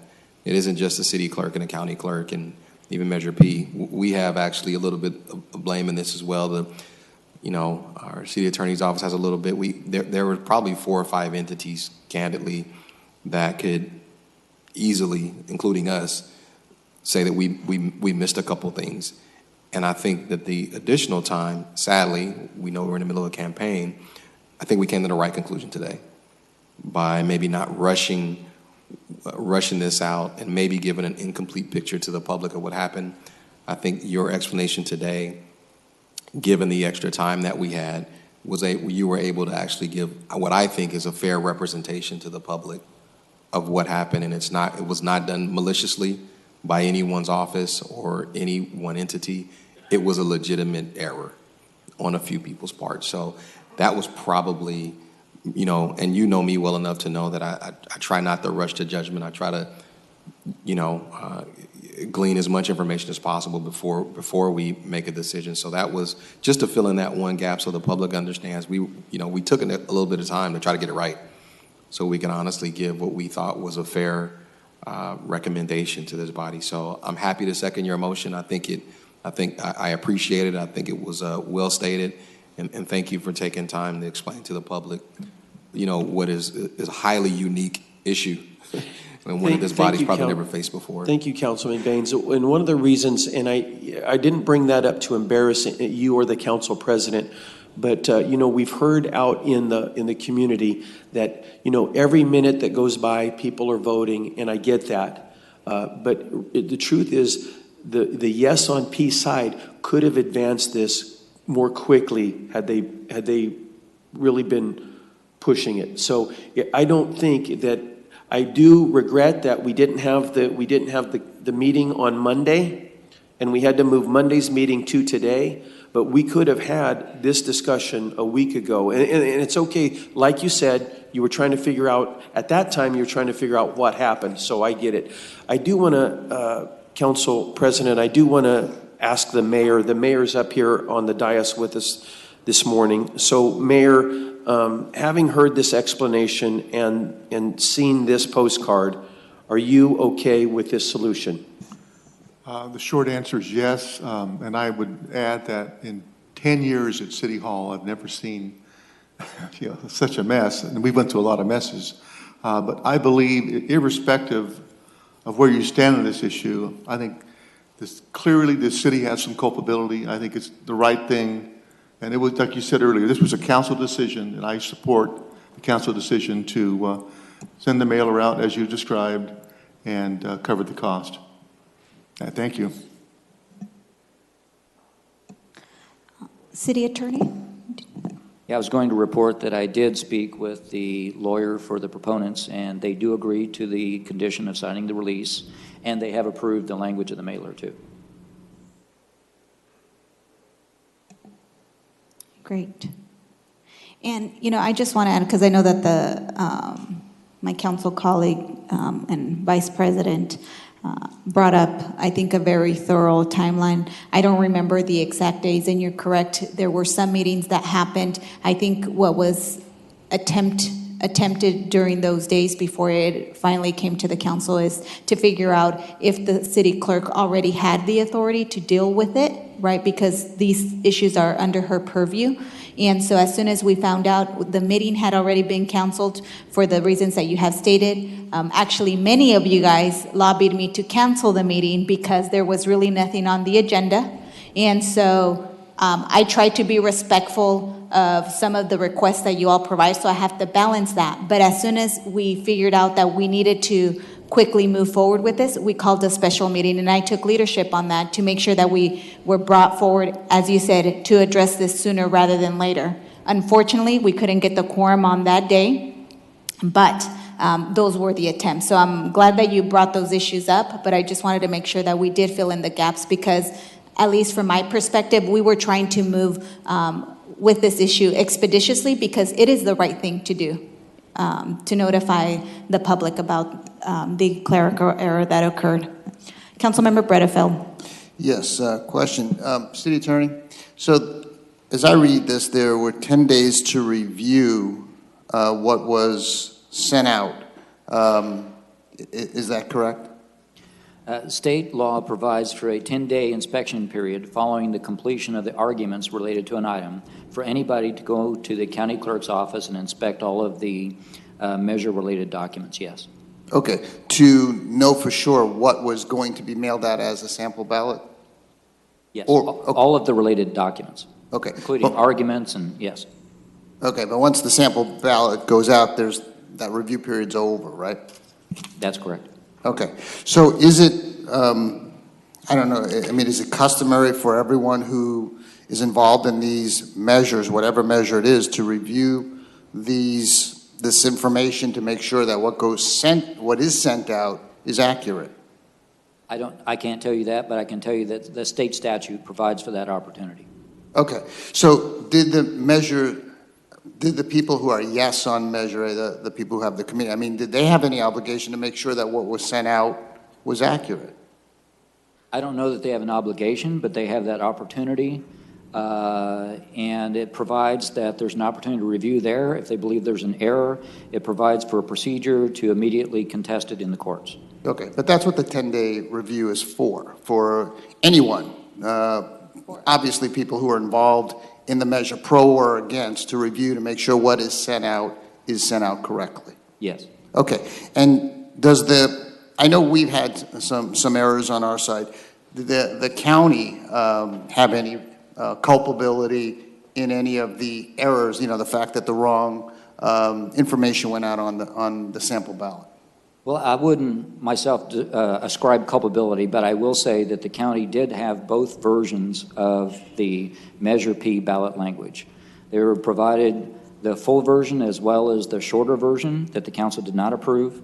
They published in the newspaper the correct longer version and then put on the ballot the shorter incorrect version.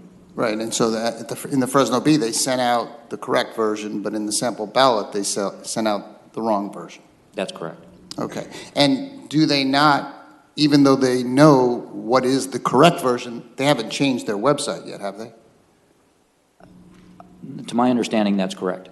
The resolution that is incorrect is still on the website, and the newspaper notice with the longer version is also on the website. Okay, and do they know that what they have on their website is incorrect? Maybe the city clerk knows that. They were provided with a certified correct copy yesterday. Okay, and it still hasn't been changed? No, it hasn't. Okay, so I'm not sure how to interpret that. Do we know how much this mailer will cost? The price we have quoted is a little high because it includes all registered voters. However, we're waiting for the county to provide us with a number for registered households, which should be considerably lower. And the price at this point is $85,000, so we expect it to be a lot less once we get that new number. So it's 85, it could be 50, could be 75, we don't know, but there'll be some kind of number like that. The county is not participating in this mailer that's being sent out, even though we believe that they have some culpability in this. That's correct. Okay. The Measure Yes on P folks are not contributing to the mailer, even though they had 10 days to review and make sure that there were no errors going out. My understanding is they're not contributing to the cost of the mailer. Okay, so it falls on the taxpayers that we represent to send this out, even though there's culpability besides the city. And I regret, the fact that we have some errors in this. I think we all do, but the county also does, and there is a 10-day review period for a reason. The other concern I have is that when this mailer goes out, that people will interpret this as an endorsement. The city of Fresno is formally endorsing Measure P. Is there a risk to that with this going out like that? Councilmember Bredefeld, actually, if you read the message on here, it clearly states this is not an endorsement. I understand, but we know that, that some folks may not fully understand it. This mailer may go out. I know what it says, but I'm concerned that still some people, even though may interpret this in some way, that the city of Fresno is endorsing this. There's a lot of cost to this. There's a lot of culpability to go around besides the city of Fresno. And I don't think we should be spending $85,000 or $75,000 to do this. I have a problem with this, and so I'm not going to support this. Thank you. Councilmember Capriello. Thank you, Council President. And actually, my remarks are along the same lines as Member Bredefeld. We all have had business experience, or a lot of us have, and I'm thinking with my colleague here, if he's cleaning carpet and an oil spill comes out of one of your machines, you're responsible for it and you clean it up. This year, I think, is distinguishable because if there is a mistake, there's a 10-day grace period to figure this out. So it's not a direct error on our part, in my view, as perhaps with your cleaning business. By the way, you've cleaned my carpet and you do a great job, just for the record. But in my experience as an attorney in particular, if you have rules and regulations, they need to be followed. So if there's a 10-day period to review for any mistakes and corrections to be made, that's the opportunity to review and make those corrections. And why is that rule available? Because mistakes are made, because incidents happen that require the ballot to be adjusted or reinstated or other issues with it. So that's why you have the 10-day period. And so with that in mind, if there was confusion or otherwise, that's the time to bring it forward, not 20 or 30 days after that period expired. So if that mistake had been corrected within the 10-day period, we would not be here today discussing all these issues and spending a lot of time on this. So and I feel that with Measure P, their enthusiasm and their attorney being present and sending us letters, that energy could have been used during that 10-day period as well. Instead, it was missed by everyone, apparently. On Measure A, I've taken a neutral position. It's up to my constituents, my voters in District 4, to voice their opinion, whether they support it or not. So I feel, though, that the buck does stop with the Measure A proponents. That's their job, their enthusiasm. Measure P? Measure P, thank you. What did I say, Measure A? Clint's influencing me a little bit there. So, but with Measure P, I think it rests with the proponents. There are other issues, but mistake or not, that's why you have the 10-day period. So use your ability to review, come up with a correction, and it's not automatically, but pretty much made without any questions, and we wouldn't be here today. So that's my view on that. So then the next question is there any harm from that language? Has it impacted the Measure A situation? P, thanks for the help, folks. So what is the harm? That's the next question for me. I don't think there is any harm, and why do I say that?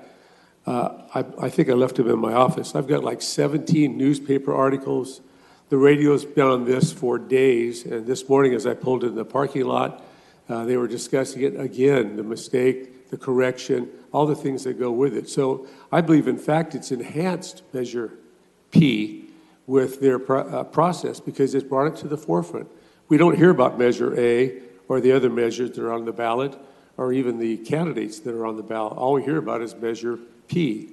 So I think, in fact, there's no harm, and in fact, it's been a service to the Measure P proponents. And with that in mind, District 4, we're trying to get a community center. We've had a lot of support from my colleagues. We have a long way to go on the financing of that. And $85,000 would go a long way toward the planning of my community center for District 4 and for the city of Fresno. We're in a central location, and we could service the entire community with that. So I'm very, very watchful of the dollars that we're spending. And with that, I will not support the motion. Thank you. Councilmember Chavez. All right, thank you, President Soria, and I agree with some of the comments that my colleagues made. I think, for me, it's very simple. A mistake was made, which we'll figure out the blame proportionally later to this. But for me, this is an attempt to try to correct or at least mitigate. And as I said publicly before, for me, one of the main factors was the litigation exposure that the city currently has with the mistake that was made, and being that the Yes on P folks accepted to release the city from future liabilities, that was very important to me, because I think for me, being a steward of taxpayer dollars, I wanted to make sure that that protection was there in the future for any potential litigation. But let's just be realistically honest about this. I don't think a postcard being sent is going to affect folks, especially when they're receiving 10, 15 pieces of mail right now. They're being flooded, right? And so I think for me, the exposure piece was a big factor in agreeing to this, and being that the Yes on P folks accepted to release the city from that liability, I'm comfortable with that, and so I'll be supporting. Thank you. Councilmember Olivier.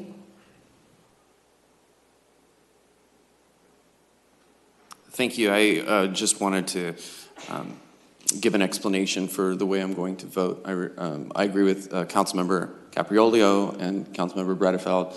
I think that it may be unfortunate, but I think that some folks are going to construe the receipt of this postcard as an endorsement of Measure P by the city of Fresno.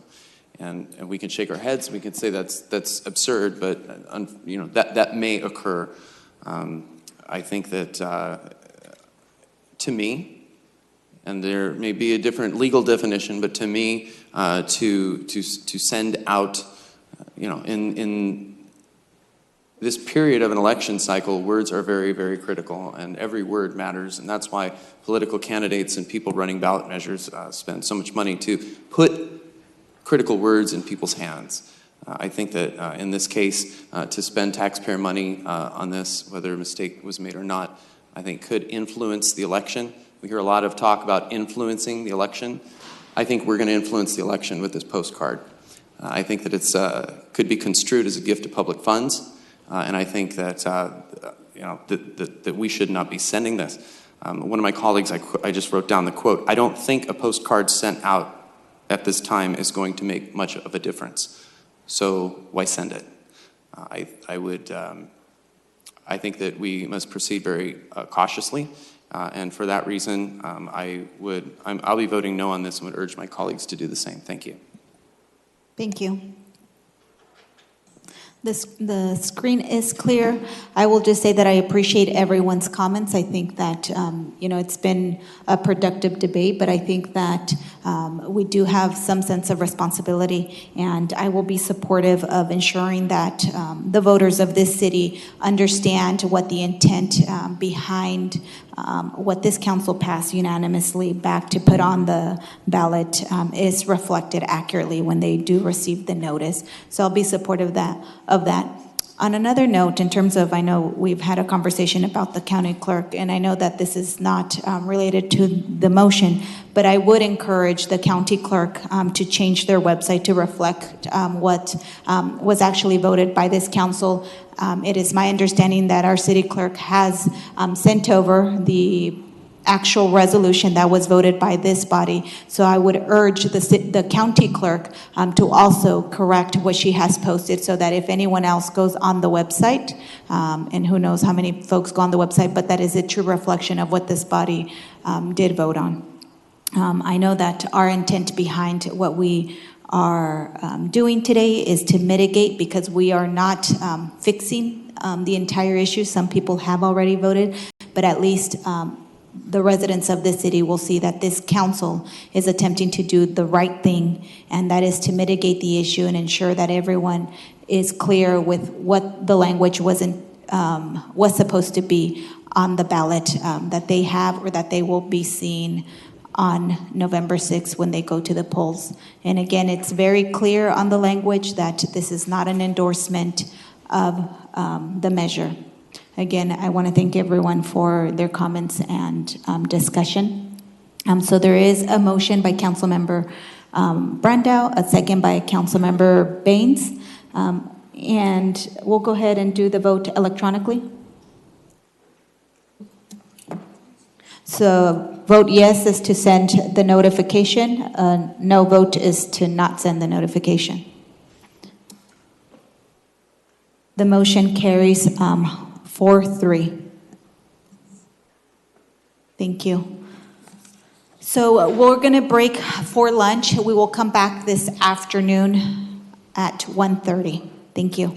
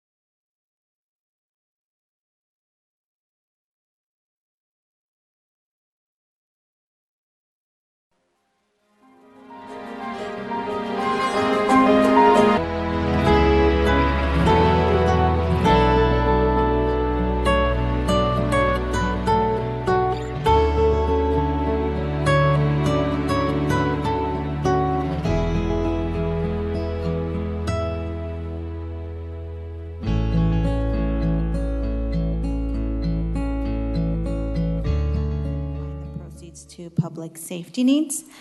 So our offices have co-sponsored this item. I think it's an important issue to bring up because there is an opportunity to see additional revenues that have come into a city as a result of a sale of our property to be used for public safety needs. I know that there's been reports, and during the budget process, we talked about the public safety needs that exist here in the city of Fresno. One of those in particular are with the emergency dispatchers, and I know that we also have a couple folks in the audience that will be participating in this workshop. So we want to thank our chief, Chief Dyer, and also our fire chief, Kara Donis, for being here. We do have a couple of our current emergency dispatchers who know firsthand of the issues that exist within their division and how we can maybe potentially improve that with these dollars. So I'll just leave it there. If there are questions or comments that I want to make, I'll reserve those for later. But I did want to give you, Councilmember Bredefeld, an opportunity to also say something before we begin. I'll just be very brief. We do have this money. There's the Asset Management Act, which puts some requirements appropriately so on some of this money.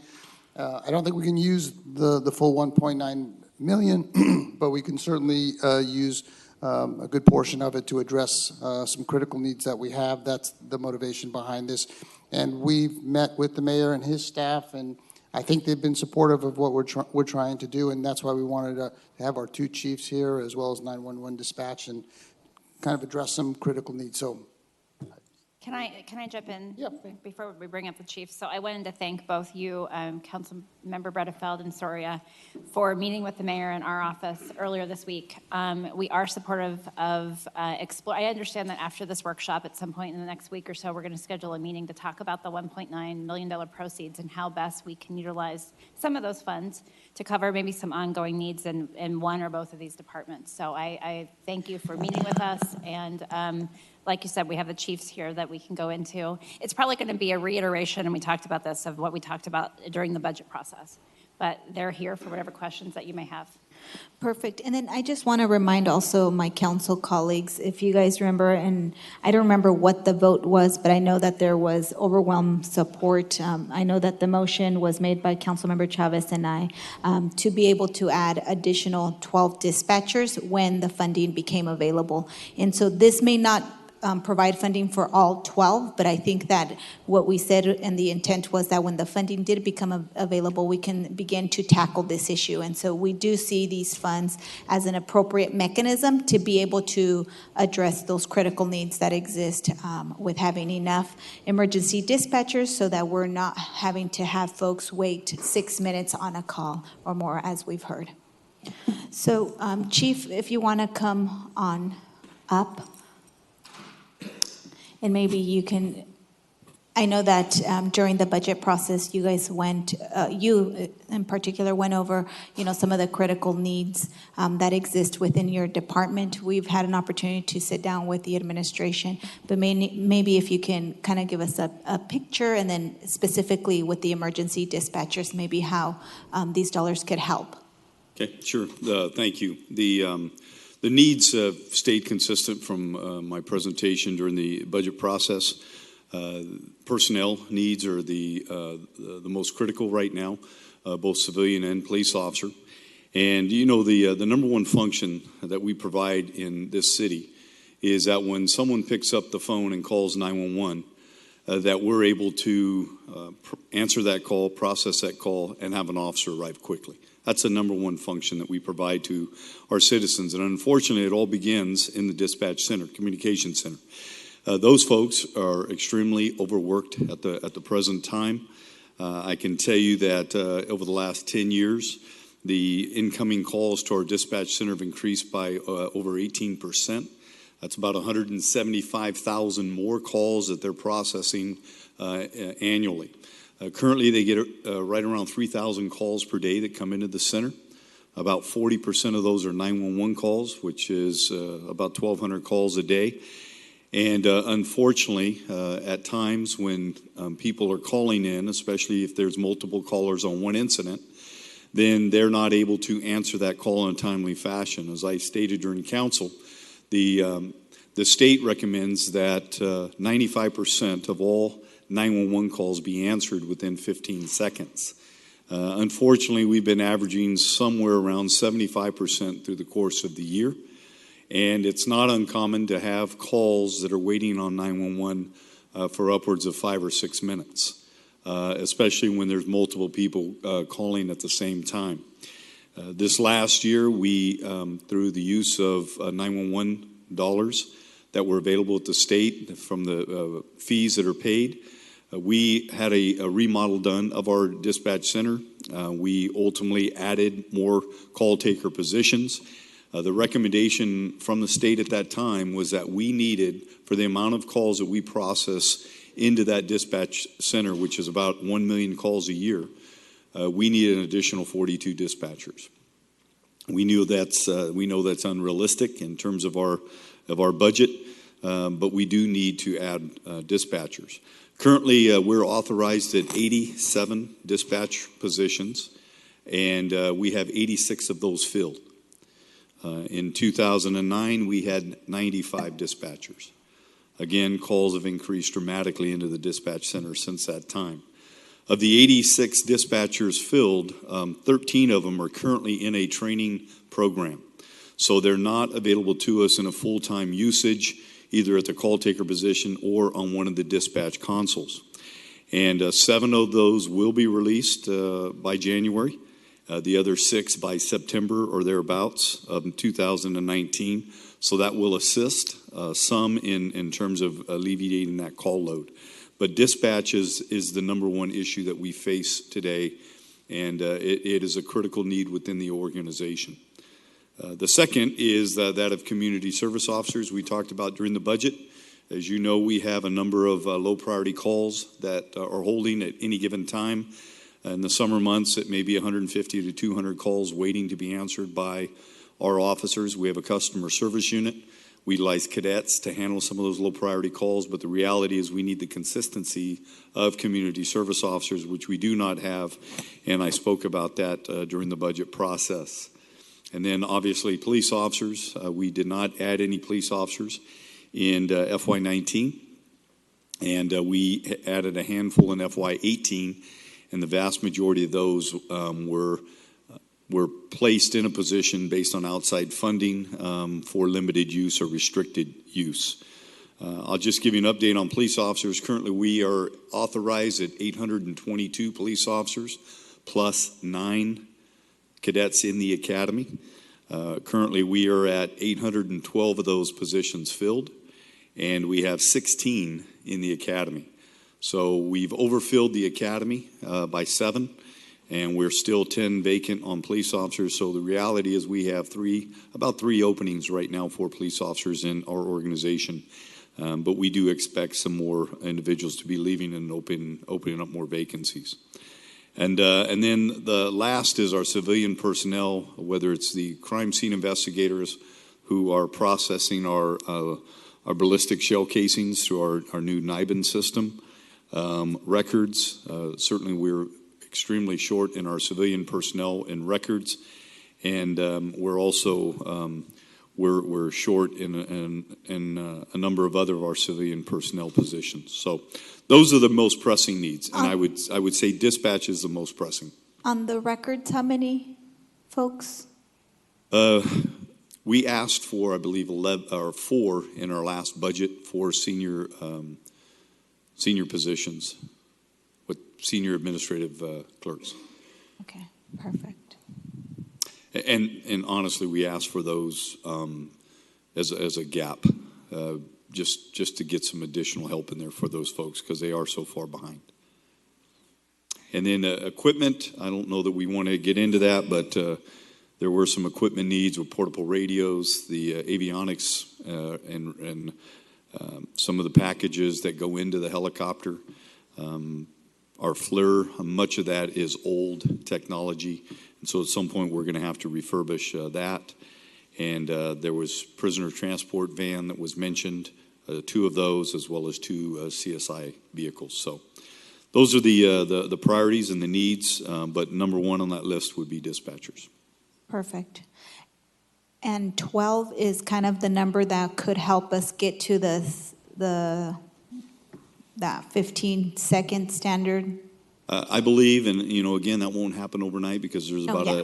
a 9 to 11 month training, but I believe it's going to make significant inroads in that, and that would be a good number to begin with, I think, and then see where it gets us, and hopefully there's enough efficiencies in dispatch that we're able to perhaps get to that level.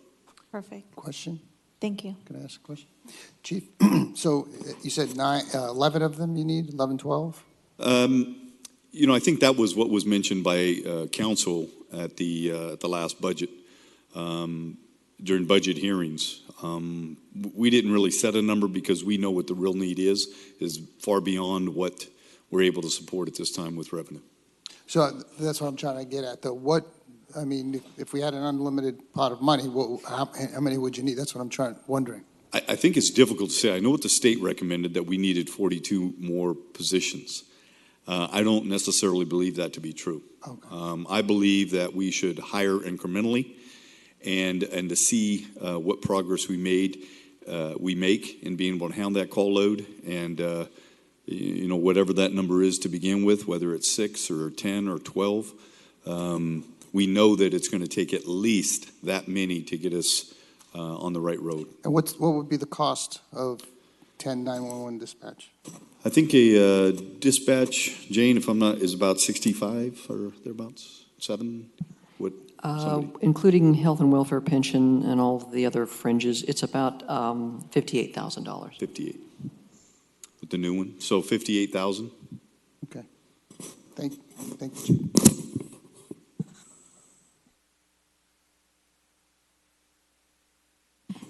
So before we call the fire chief, I did want to give an opportunity we have a couple dispatchers here. If you would come on down.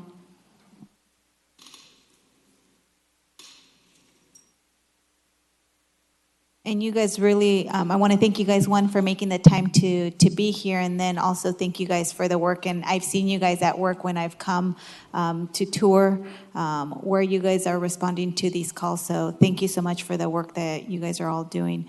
But just wanted to kind of get a sense. I know that during the budget time, this body talked about the need and our commitment to making sure that when the monies became available, maybe you guys can talk about some of the challenges that you guys see as dispatchers, and how this would benefit by increasing the number of dispatchers for you all. And if you can state your name also for the record. My name is Susan Miller. I've been with them for 16 years. I'm Tanya Keller. I've been there for going on 31 years. So, for us, I think it is literally, it's nonstop. If you're on the phones, it's one call. As soon as you hang up, the next one's in your ear. Even though they say there's a 10-second gap, there is no 10-second gap. And having the extra personnel would take a little bit of that burden to where you could set back, take that breath till that next call. Our center, currently we have 24 call-taking positions available. We can flex into a couple of others if need be. Our biggest thing is we need more people, and I think we even need actually a bigger center. Something a little bit more up to date that'll hold it. Because when you get one of those hot calls, you get that major accident in a major intersection, everybody's calling, everybody on the phone, we're talking over each other. Our equipment is state-of-the-art. Some keyboards, not so much, but we've got state-of-the-art equipment, so we are heads over a lot of other agencies out there that we visited and seen. So that is great, but we just need more bodies. So, yeah, I would like to touch on a new center also.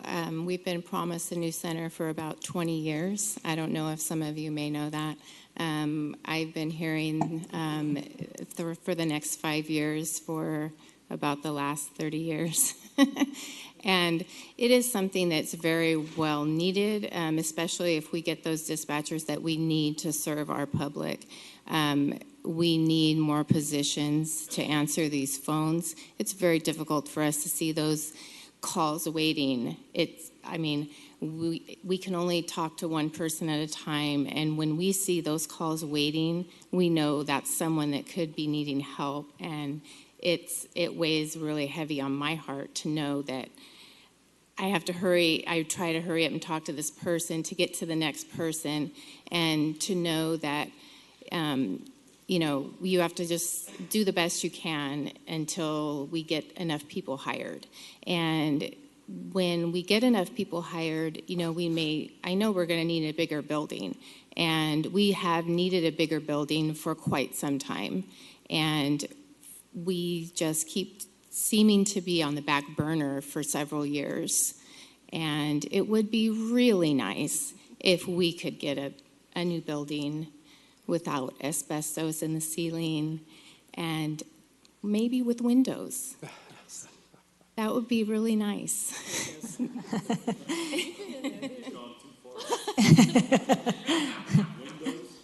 But,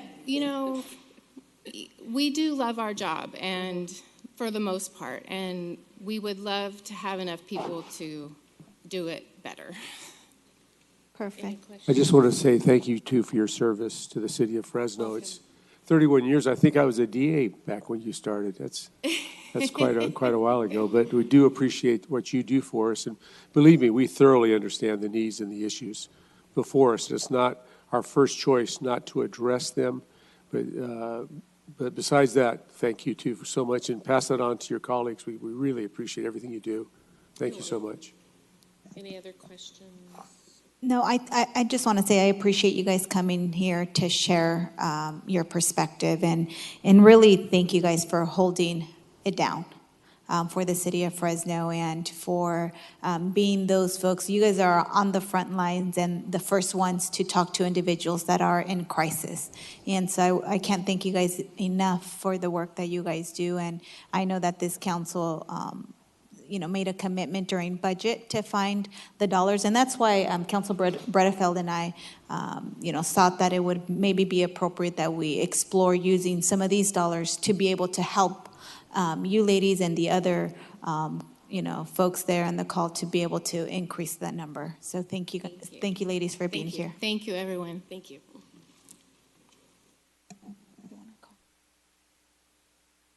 And then now we'll go ahead and call our Fire Chief, Donis. Well, thank you. And I also want to commend the dispatchers, too. They do a fantastic job, and I'm empathetic with their plight as well. I certainly don't want this to be, police versus fire needs, but I will answer your questions when it comes to our needs. And things really haven't changed since our budget delivery a few months back. But I will tell you that your fire department has needs that are deep as well. You have a fire department that has 0.59 firefighters per 1,000. That is one of the lowest probably in the country for a metro department. The state average is 0.81 firefighters per 1,000. We didn't have firefighters added in FY18. We didn't have any added in 19. Our commitment and our desire is to open a company, preferably a 4.0, but a 3.0 at the minimum. Then the safety officer, and then open the water team with one member, a new additional member. There's a lot of factors to consider, and the costs associated with that. And so you can't look at things as just 1 year costing. It's a 5-year funding plan. And so that's, those are things that this council has to consider when they look at making these financial moves. Our firefighters are 77 firefighters on duty each day. That's our pre-recession level was at 82, so we're still not there. So that is our highest priority, is to add to the minimum staffing in our firefighter, so they can. We have more people to draw from as our call volume continues to increase on a daily basis, and as we stretch our resources thinner, we're asking them to do more and more and respond to calls. We have in a different mode of operation. We're not in a place of holding calls. Our firefighters run from call to call to call, putting themselves, in a very challenging position. We do have a civilian staff need as well. That is, again, consistent with our budget needs. We are still not at our pre-recession levels there, similar to Chief Dyer spoke of. When it comes to equipment, more capital items, again, that's consistent with our budget presentation. We have station maintenance that has not been addressed for years. There's very limited funds to move some of those projects forward. We have equipment that needs to be purchased, whether it be extractors to clean the personal protective equipment for our firefighters, or it be hose, extrication equipment, mobile data terminals, which are the computers for the engines, I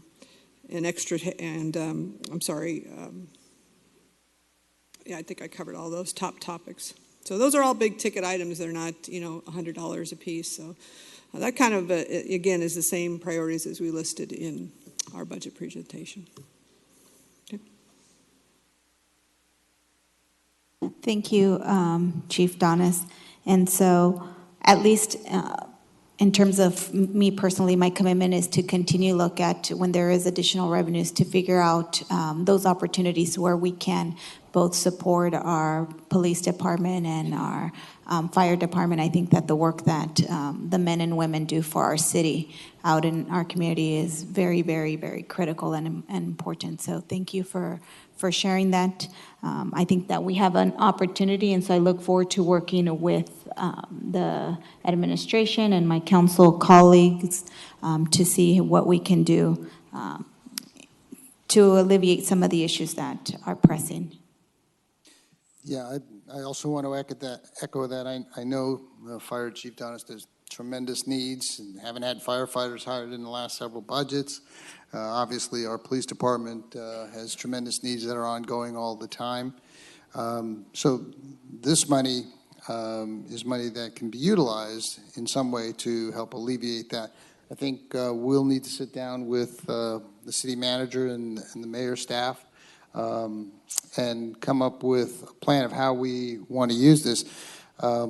I know, the Asset Management Act requires that money to be utilized over a 5-year period.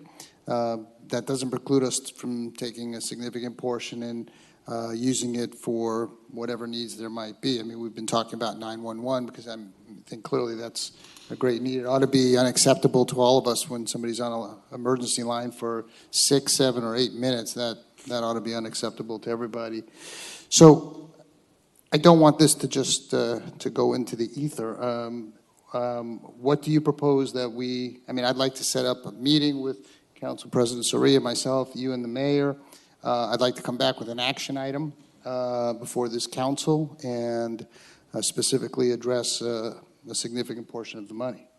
Yeah, and as the mayor committed when we met earlier this week, we'll get a meeting scheduled. I'll have my office reach out to your offices. We'll get the meeting scheduled in the next couple weeks with your teams, and then we'll go from there. Okay. Sounds good. Great. Thank you. Perfect. Thank you. Councilmember Brando. So, okay, that last question kind of cleared things up a little bit. So the two of you now are not actually recommending anything currently today. Okay, you're going to have a meeting. So I do want to ask about the Asset Management Act because it's something that we all voted on and passed.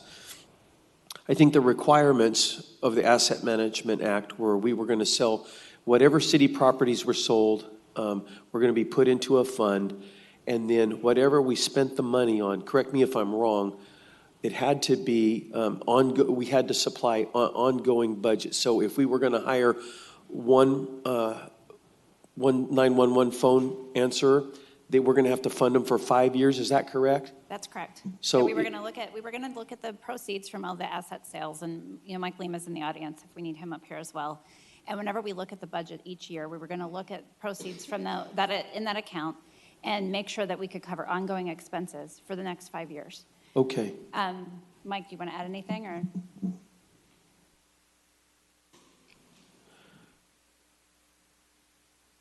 And right now, there's not a lot in that account. Sure. I think our balance is maybe 100,000. There's $100,000 in that account right now.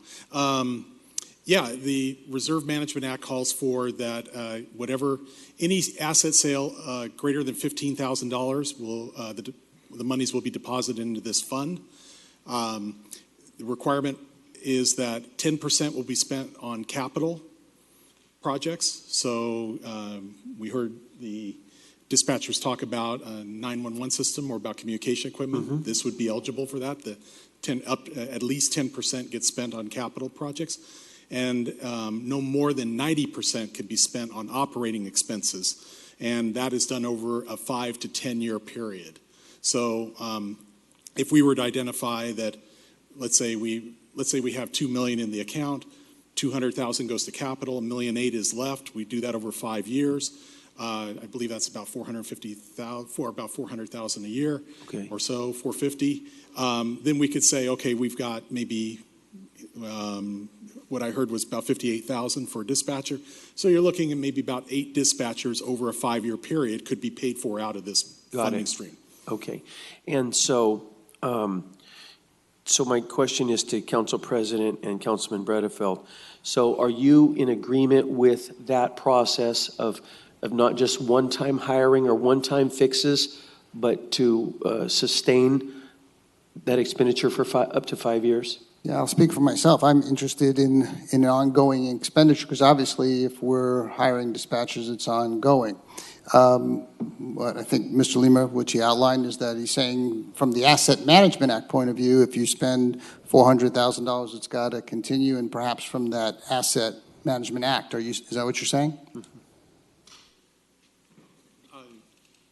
What I'm saying is that the Reserve Management Act calls for that whatever monies go into this need to be spent.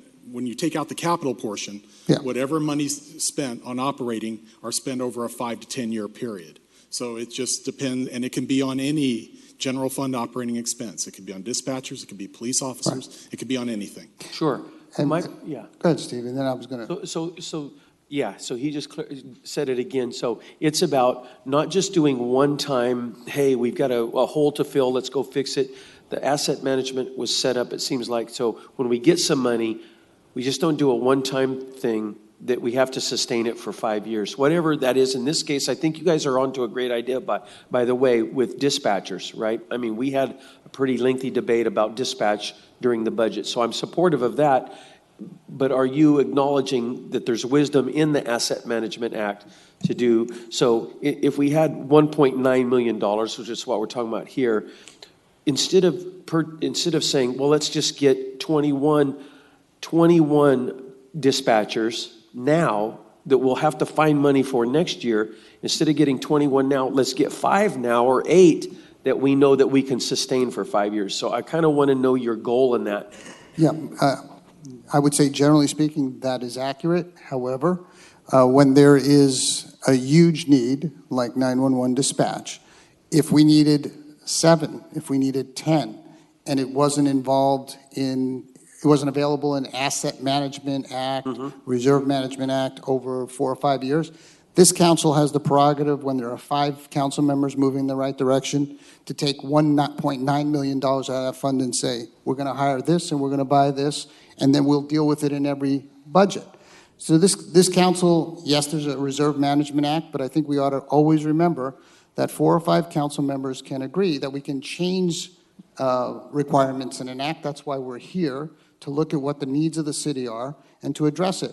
So I'm very cognizant of the act. I support the act. We voted for the act. I think it's probably unanimous. At the same time, we should never have our citizens calling 911 and having to wait 7 to 8 minutes on a line. If that means we need to expend more money now, I'm all for it, because I don't want that person to have to wait to have a police officer come when there's an emergency. No. And 5 council members can do that. 4 council members can move and perhaps have to deal with a veto. There's nothing that the city council, if 5 council members say this is a priority financially, that we do it. No, and I totally agree with that. So for me, and I'm open to all sides of the argument. For me, when council passes something, and I believe it passed unanimously, then I have to get very, I'll take an extra look at it if we're going to try and unwind it. It's when we pass something, we've made a decision. Certainly emergencies come up, but it takes an extra level of scrutiny for me to unwind something that we've already done. So that's where I'm at, but keep up the good work. Thank you. And I think that you bring up a great point. I agree with Councilmember Bredefeld in terms of for this amount that is there, I think that we've engaged in positive discussion with the administration. I think that we can see a path forward to make sure that we work and operate among, within the act so that we can address the immediate needs that exist. So I want to thank everyone who was here to have that discussion. So we'll go ahead and move forward with our next item. I know that there's been a number of folks that have been waiting in the audience for some time, so I'm going to take a couple of things out of order. First, I'll go ahead and take item 3D, and then we'll go to item 3E because folks have been waiting here for some time. So the item 3D is an action related to the Fourth Amendment to the service agreement with Orange Avenue Disposal Company. Public Utilities, it would approve a Fourth Amendment to the service agreement with Orange Avenue Disposal to increase per ton charges for transfer, processing, and disposal of waste, capturing unforeseeable costs due to change in law and economic conditions. Hey, Good Jerry. afternoon, Council. Jerry Schuber, Assistant Director of Public Utilities. As stated, and identified in the staff report, the Fourth Amendment entails the additions and corrections to the OAD agreement, which was signed in 2004, the original agreement. The Fourth Amendment would allow Orange Avenue Disposal to recoup its costs for changes in the industry, which have increased costs to provide the services to the city. Through the course of the 14 years of the agreement between the city and OAD, there have been 3 amendments and adjustments in costs. The most recent change allows for changes in market variables such as closures of the cogeneration plants, depleted recycling markets, change in regulations related to recycling content, additional fuel taxes and costs, as well as increases in minimum wage. Amendment 4 will allow for a sliding scale fuel surcharge equivalent to 80% of the average monthly cost of fuel over a comparable base of $2.96. And the fee is limited to only diesel fuel and no natural gas used to transport waste to American Avenue landfill. The surcharge fee in Amendment 3 will be amended in Amendment 4 to include additional charges for a total increase in 1 year of $2.96. The following 4 years will include minor adjustments for fuel and minimum wage increases in step with the state's minimum wage increases. The rate per ton currently is $32.64 and will be increased through the provision of Amendment 4 to $35.60 retroactively to July 1, 2018, and the increase for residential solid waste will be absorbed through the use of reserve funds. However, there is a caveat in the contract which discontinues the use of the fee should the rate in Prop 218 request fail.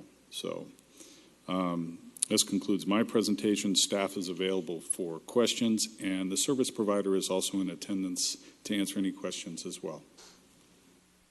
Great, thank you. We'll go out to the public. Is there anyone here in the public who wishes to comment on this item?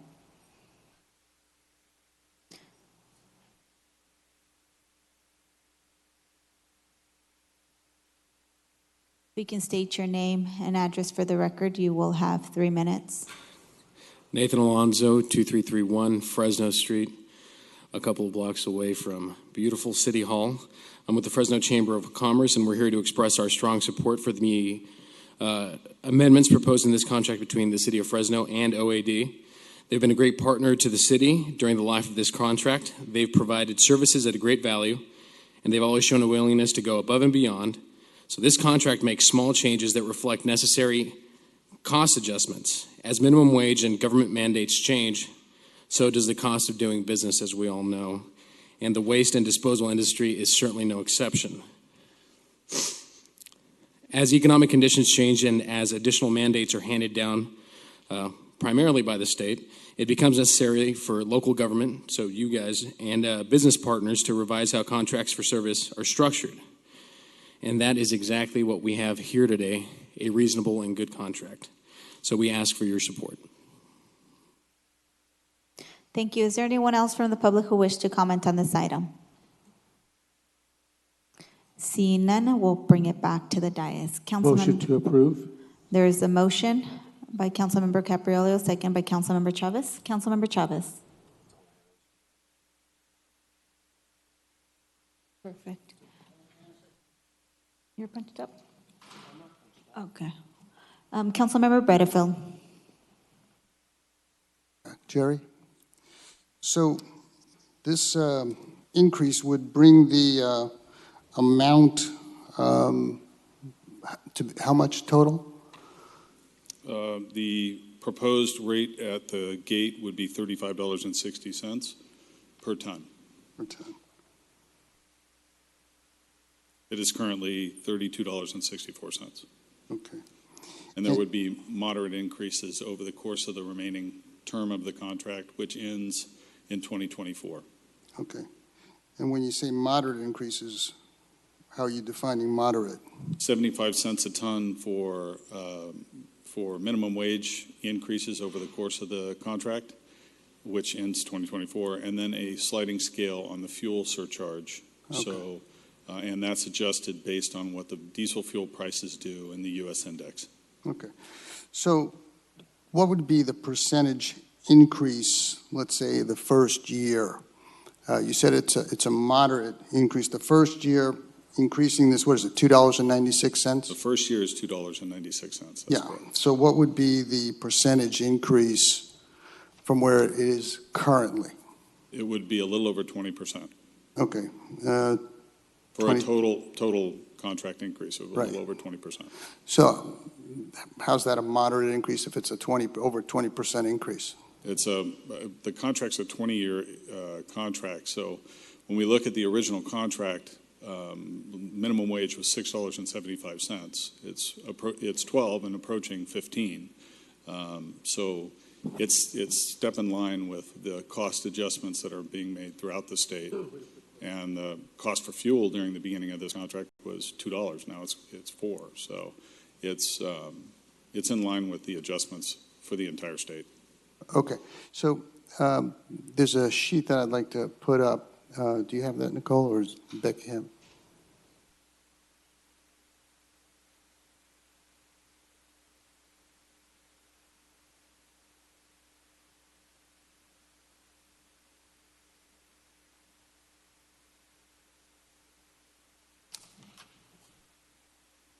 Okay, so I want to make sure this is accurate. When you look at the cart's tipping fee, just below the line, it says $32.54. That's what the adjustment. It's actually $35.60. Is that correct? Correct. So we've made an error there. $35.60. Okay. So I was looking at it before the increase, and the way I kind of did this analysis, it looks like the first year's a 22.4 increase. That may change, of course, with the corrected number. With the corrected number in fuel. Yes, and then the year thereafter, even though it says 75 cents, it's almost a 6% increase, which over the course of 5 years would be a 45% increase, approximately. That's correct. Okay, so that doesn't seem so moderate to me. It seems like it's fairly costly and expensive. The other issue I have, the first year, the revenue to the disposal will be $740, then $927, $1.1 million, $1.3. At the end, it's a $5.5 million additional revenue to Orange Avenue disposal. I imagine those costs for raising all of this is going to impact, let's say, commercial. Is commercial affected by the Prop 218? Yes. It's not affected by Prop 218. Okay. The commercial is affected, though. It is part of their rate and in part of their cost adjustments as they bring in their components for cost every year. This is an element of it. Okay, it's a disposal component.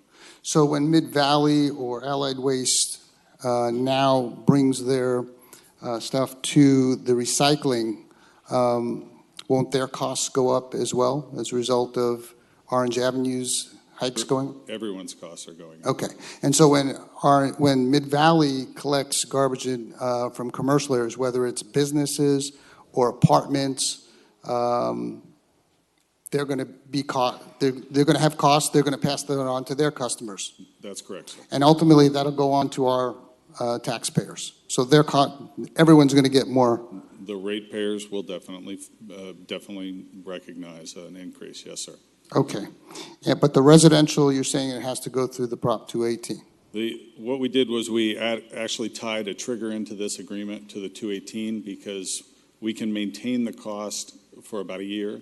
But if we don't have an increase when we go forward with our 218 process, by 2019, we will have gone 10 years without a rate increase at the residential level. We can't sustain it. Okay. Now, this is the fourth amendment to this contract. Is that common to have these kinds of ongoing amendments where it costs the city money every time there's a new amendment? I believe that it is not unheard of when you're dealing with a contract that's 20 years. Mm-hmm. If the contract was a shorter period of time, you might not have an amendment such as this, but it's a long-term agreement, and it's very difficult with market variables being what they are to associate a 20-year contract with a cost that you start year one. Okay. So why is this retroactive, this rate hike, if we allow this? Why is this retroactive to July 1? July 1 was when the cost adjustments were made at the landfill, and when we recognized that they were already behind on monies that they needed to recoup. So they actually requested this in March, and it took us till now to be able to renegotiate the deal and make sure that the ratepayer was getting the best available rate we could provide.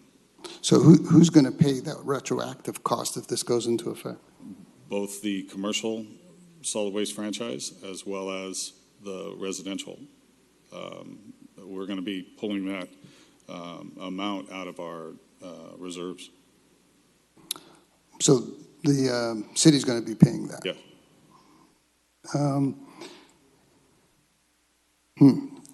Yeah, I'm concerned that this is a retroactive situation. You're saying they asked for it in March. They asked for it in March. Why are we dealing with it here in October as opposed to sooner? We have been negotiating the contract and the amendment so that we could make sure that the rate was appropriate for what we believed it should be. Okay. And finally, you have on your fourth point on page 5 of the staff report, you say the Orange Avenue Disposal understands and agrees that any further requests by them to materially alter this agreement or to increase cost to the city under this agreement shall result in the city, at the city's sole discretion, issuing a request for proposals for these services, entering into an agreement with another service provider operating a processing facility in Fresno County, which with the city has an agreement to perform the balance of the term of this agreement.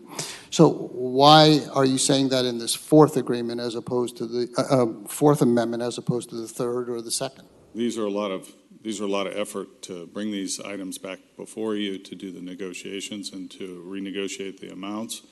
If we get to a place where a further renegotiation just needs to be made, other than cost for change in law, we believed it was within the city's best interest to have a trigger in there to go ahead and take that out to an RFP and seek the pricing based on what the industry would tell us it might be. Yeah, but I think you could say that very thing at the third amendment, couldn't you? At this point, they're not in breach. And we have no language in our contract that allows for us to do an RFP because they're asking for an amendment. This actually controls that by putting it into the contract. It says, from this point forward, if you come and ask, we're going to do an RFP. Okay. Now, don't the other Mid-Valley and Allied Waste, as I understand it, they don't have 22% increases and 6% every year thereafter. They're usually 1.5%. That's correct. Okay, so I'm troubled that this is a 45% increase over 5 years, and this is all going to be passed down to our citizens, all of it. All this money is going to be passed right on down, and I'm just very troubled. And I think when I read that if they come back with more requests, then you're going to send it out, I think that could have been said on the Third Amendment or the Second Amendment. I have trouble with people who enter into agreements, even maybe if it's long-term issues, that those factors aren't already considered when we sign these deals. And people amend things, it's always costing the taxpayer more money. It's always the city who's going to pay more. Now we're going retroactively and giving a huge chunk of money to the Orange Avenue disposal if this is approved. I would ask the council to reject this on behalf of your citizens that you represent. I'm very troubled by this proposal, and I think it's too much money. I think it's too much to ask of the taxpayers. It's going to be giving a chunk of change retroactively. It's ongoing amendments that I think are troublesome, and so I won't be supporting this, and I would make a motion to reject this proposal.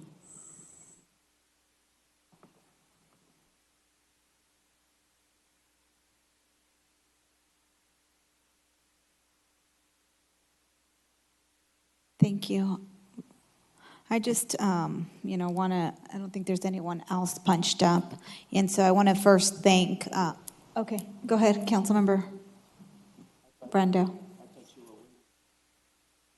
Waiting for a second. I thought maybe others had punched up, but I wanted to ask a couple of comments. Actually, Councilman Bredefeld, you brought up some real valid points. I wanted to ask a couple of things on this item. So, Jerry, and I know you said it, but I want to hear it again. What part of the process are we voting on today? So what's today's vote and ask of council? We're voting on an increase in their per ton rate. And we're also voting on some amendments in the contract that allow for certain provisions, one of them being the trigger that we just talked about. If we come back here asking for another rate increase at a later date, we would be looking at an RFP. So we're increasing the per ton rate, and then we're amending the contract to allow for change of law type things that happen in our state.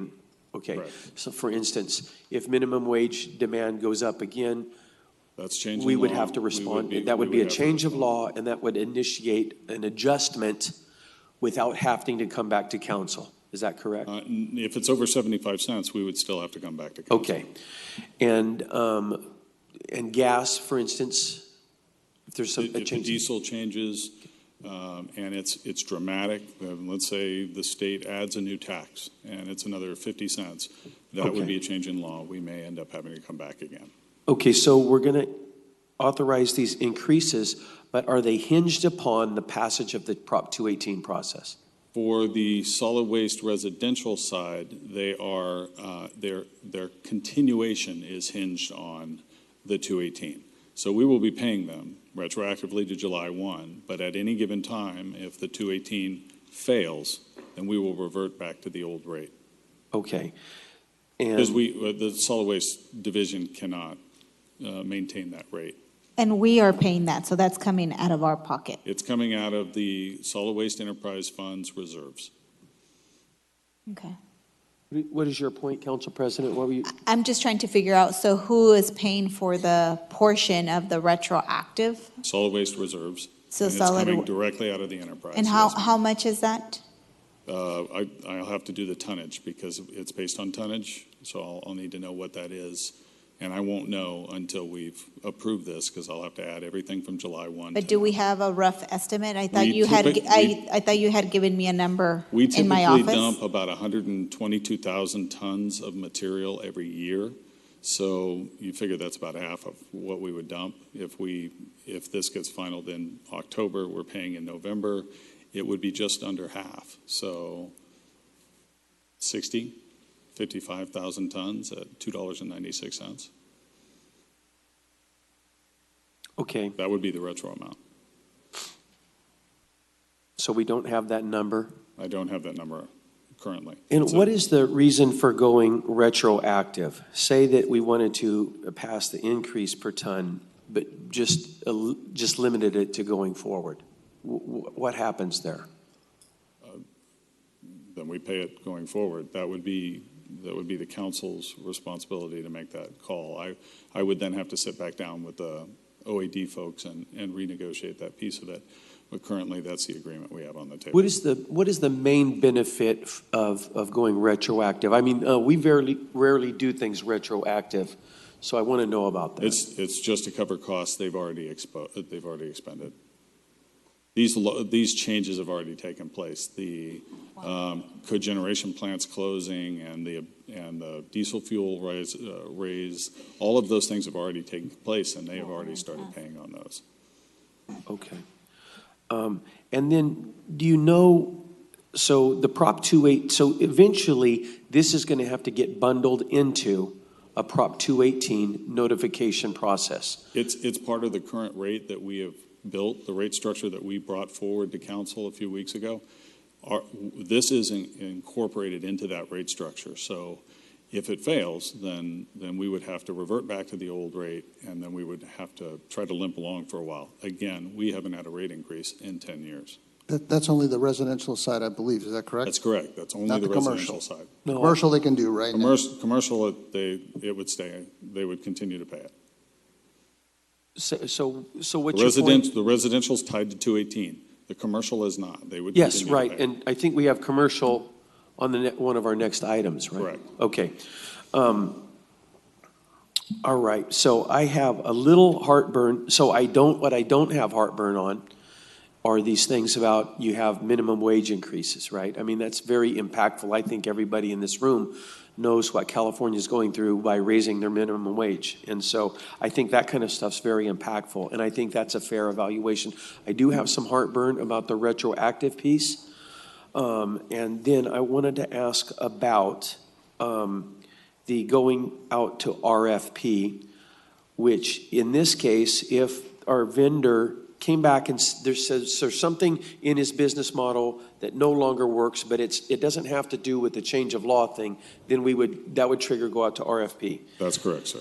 And then, is there any scenario, and Councilmember Bredefeld and Council President Soria on the last issue illustrated that council can change anything at a moment's notice, but I would be interested in and I'd be interested in my colleagues' comments as well, is if we put in a request that at the end of this contract, the 20-year contract, that it would go out to RFP and attach that. I don't know if there's an impetus. What was the question again? We Sorry. could add to the amendment that it would go out to RFP at the end of the 20 years. 20 years is a long time. It's not going out to RFP now. We're amending it one more time. Councilman Bredefeld's concerns, we're amending it one more time, but we could say that we could add to the vote that we're taking that it go out to RFP automatically next time. Now, that's not going to bind a future council, but we could make that, we could say that we are requesting that it go out to RFP for sure next time. No, it's not an automatic renewal. It goes through 2024, I believe. Correct me if I'm wrong. This is the fourth time I apologize. There's one 5-year extension that is available on this agreement, but we did not bring it forward, and we did not suggest it at this time because we wanted to have the ability to RFP if necessary. So it's got the option of another extension, right? And I think, there's some that would want that extension today. Jerry's saying we're not asking for that extension today, but in 2024, this contract is up, and we could request that it go out to RFP at that point, as part of passing it today. So I'm interested in all that. I'm not going to there's a motion. I'm not going to make a second to Councilman Bredefeld's motion by any means, and I might make another motion, but I'd love to hear from my colleagues. I mean, I will say this, it's a big deal. These are very big contracts. We have to be very sharp with what we're doing. The two things that I admit that we need to make some adjustments for the cost of, just essentially the cost of living. Gas has gone up, a minimum wage has gone up, and, we've got this contract stuck in the middle of that. At the same time, the retroactive piece bugs me a little bit, and then I wonder if we should go out to RFP at the end of the 20-year contract. So those are my thoughts. Thank you, Council Member Brando. Yeah, I kind of agree with what you've said in terms of the retroactive. It gives me a little bit of heartburn.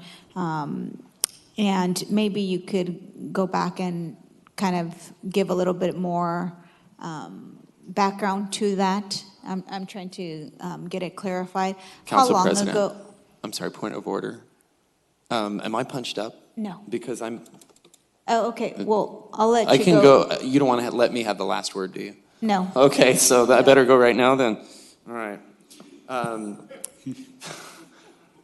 For my council colleagues that are new, and by new I mean if you've been here 6 years or less, then you are new. This issue, Oliver, I know you remember it. Remember those weeks? When I first took office, I took office when Henry T. Perea went to the State Assembly, so I took office early.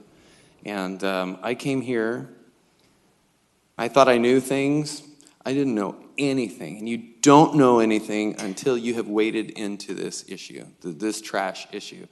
I had to learn I think it was like my first day I had to vote. They swore me in and I had to vote on trash privatization.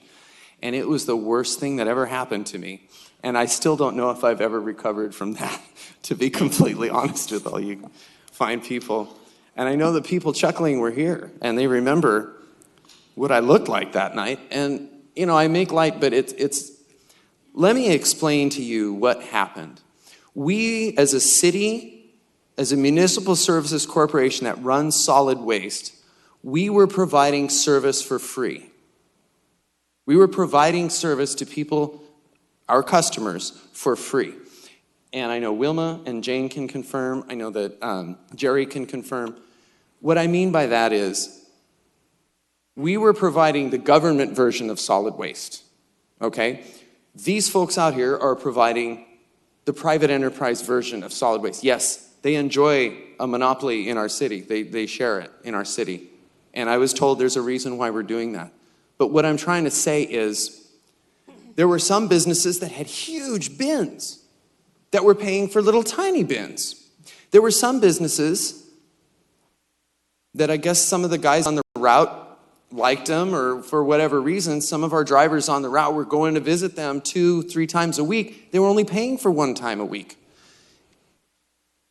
This is what happens when the government provides services, is that we have fine people here, but this is what happened in this particular case.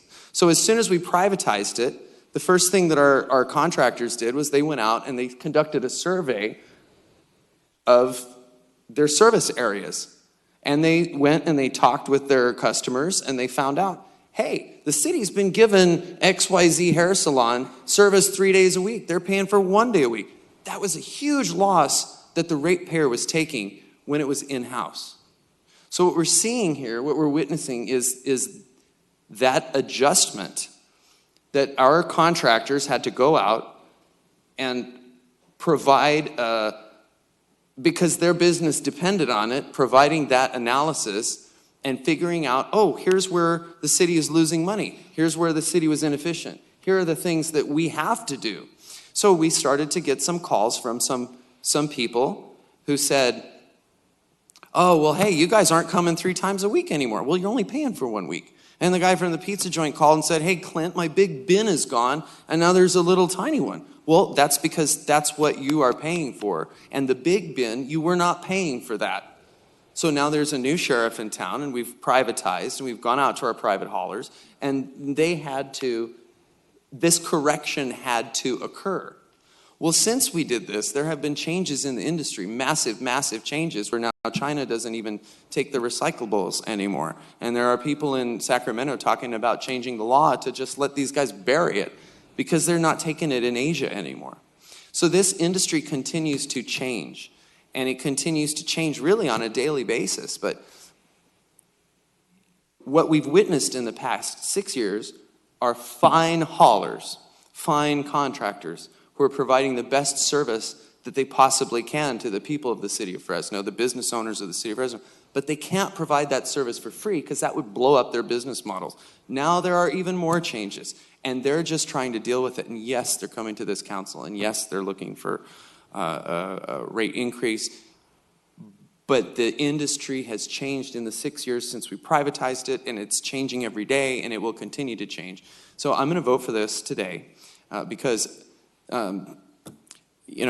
unfortunately, it's expensive to do business in America and the state of California. And it's expensive to do business in California and in our community as well. But I believe that professional city staff and the haulers have come up with the best solution possible to a very difficult situation.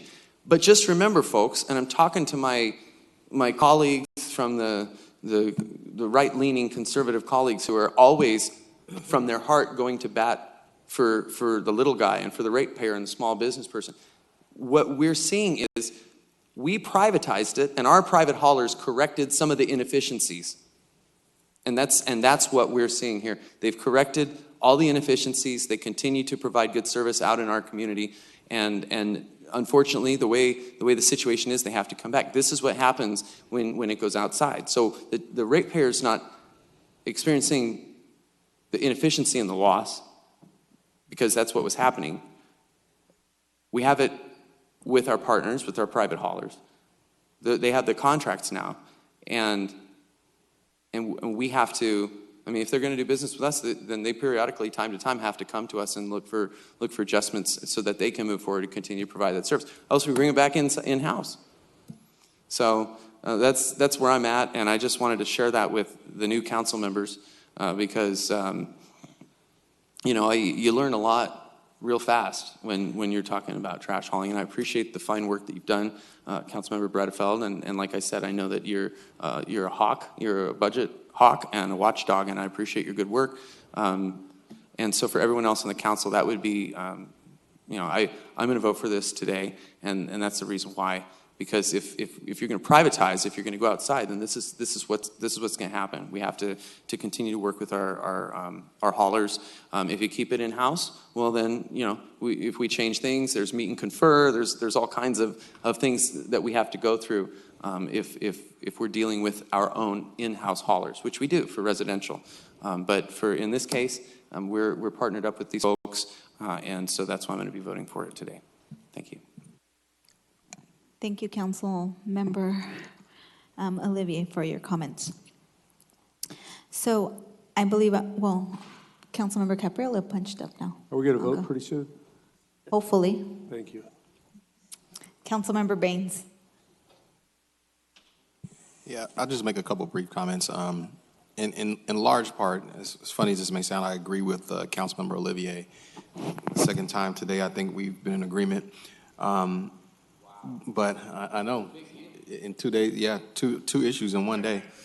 But the main reason why I'm supportive of this today is because this is the market. This is what happens. I was here when we had to make these decisions, and while I wasn't here for the initial this initial contract, I do understand that the circumstances are dramatically different now and have been changing and volatile in our California market, for the last probably 6 or 7 years. Gas prices continue to go higher. I think when I came in office, or right before I came in office, gas prices were close to $2, maybe just a little over $2 a gallon. Now you frequently are hitting $4 a gallon, it's a 100% increase. The minimum wage has gone up dramatically since, as you highlighted, over 100% increase there, which as we know, staff costs and fuel costs are some of, drive the margins for the industry in essence, where margins are pretty thin. It's not like this industry has a lot of big margins. So I understand it's a business decision. Many times in this building, we talk about running government like a business, but this is business, and this is what happens sometimes. So the main, and I say that, Jerry, because I think most of us understand what I just described, but I think what some council members are having heartburn over, that we want some clarity on, is about the retroactive issue. I suspect I have my idea why we're doing retroactive, but can you really shed some light to this dais as to the rationale for the retroactive request? The hauler has already absorbed costs associated with all of these changes. We're just trying to make them whole. They're a partner in our solid waste service providing, and if we didn't have their service, we would have to drive this material all the way to American Avenue ourselves. So the expenses that they've experienced are something that they just can't absorb by themselves.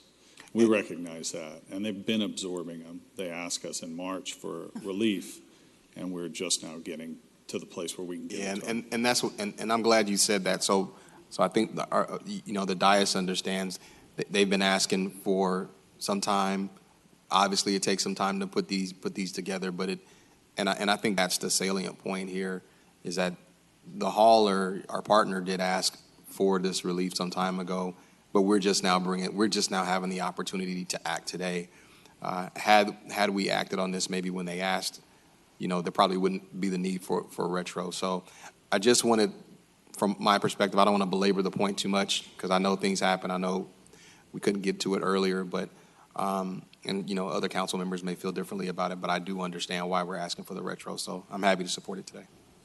Thank you. Great, thank you, Councilmember Baines. And that's kind of one of the points that I wanted to make sure that we get clarification, because it does give me a little bit of heartburn, because we don't generally go retroactively, and so I get the point. What I would encourage you, because I will say that I'll support this today, but I don't want to be in a situation where I'm doing things retroactively. So you guys have to figure out how you guys get these contracts negotiated in time, just because I don't want to have to make it seem like we're having to foot the bill, for stuff that has already happened. I recognize that. So, and this is a message, I think, for everyone out there, to make sure that you guys are hearing loud and clear that. I am. And then the other thing, I know you and I had a discussion when we were meeting about this, about some safeguards and some things that would trigger. So does this contract make sure that there's no additional amendments through the end of the 2024? Otherwise, it goes out to RFP. Am I correct on that? There may be an amendment, but it would be change in law, and that is all. If So there's only any- change in law. Anything else would trigger an RFP? That's correct. Okay. That's correct. It's very specific. It calls out change of law as the only time that we would need to bring it forward again. And it is expiring in 2024. And there are two, I guess, potential extensions. 2 5 years? Is that what the agreement includes? That's what I was told? I think there's only one 5-year extension. I'd have to look at that again. City Attorney, can you clarify? Yeah, the document provides for council approval of up to 2 5-year extensions. Okay, 2 So it 5 year. expires in 2024, and then +5 or +5 is the way it's in the original agreement. But at any point, the council can come, Yeah, at those periods, the council could choose not to grant an extension and do an RFP then. okay, so there is always an opportunity. Okay. Just wanted to make sure that was clear, and that there wouldn't be any additional changes but for change of law. but for any law changes Correct. to the agreement. Okay, perfect. Councilmember Capriolio, and then there is a motion and a second, so we'll go ahead and take the vote. Hey, Jerry, thanks for being here. Great presentation. So what I hear is that the request for this rate arrangement was made in March, Correct, sir. and we did our due diligence, and if we had done it perhaps more timely, we could have implemented it in August. There was a good chance that we could have done it in August, yes. And instead, for whatever reason, it's gone on till this day. Correct. So therefore, we're asking it to go to August, which was the July. original date. July 1. is July what we're 1, looking the for, original yes, sir. date. So there wouldn't have been any heartburn or anything else if we maybe If we brought it in July, it wouldn't have been heartburn. You're correct, but Okay. we I don't did- have any heartburn, so thank you. Appreciate it. Yes, sir. So there's a motion and a second. Any opposition? So the motion carries 6-1. What was the motion? The motion was to approve the agreement as presented by staff. Okay. So the motion carries 6-1 with Councilmember Bredefeld opposed.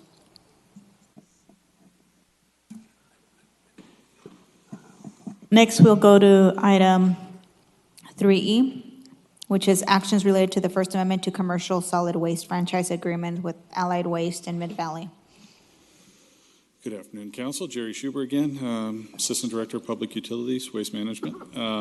The item before you today is an approval of a First Amendment to the service agreement with our commercial solid waste franchise haulers, Mid-Valley Disposal, as well as Allied Waste Services.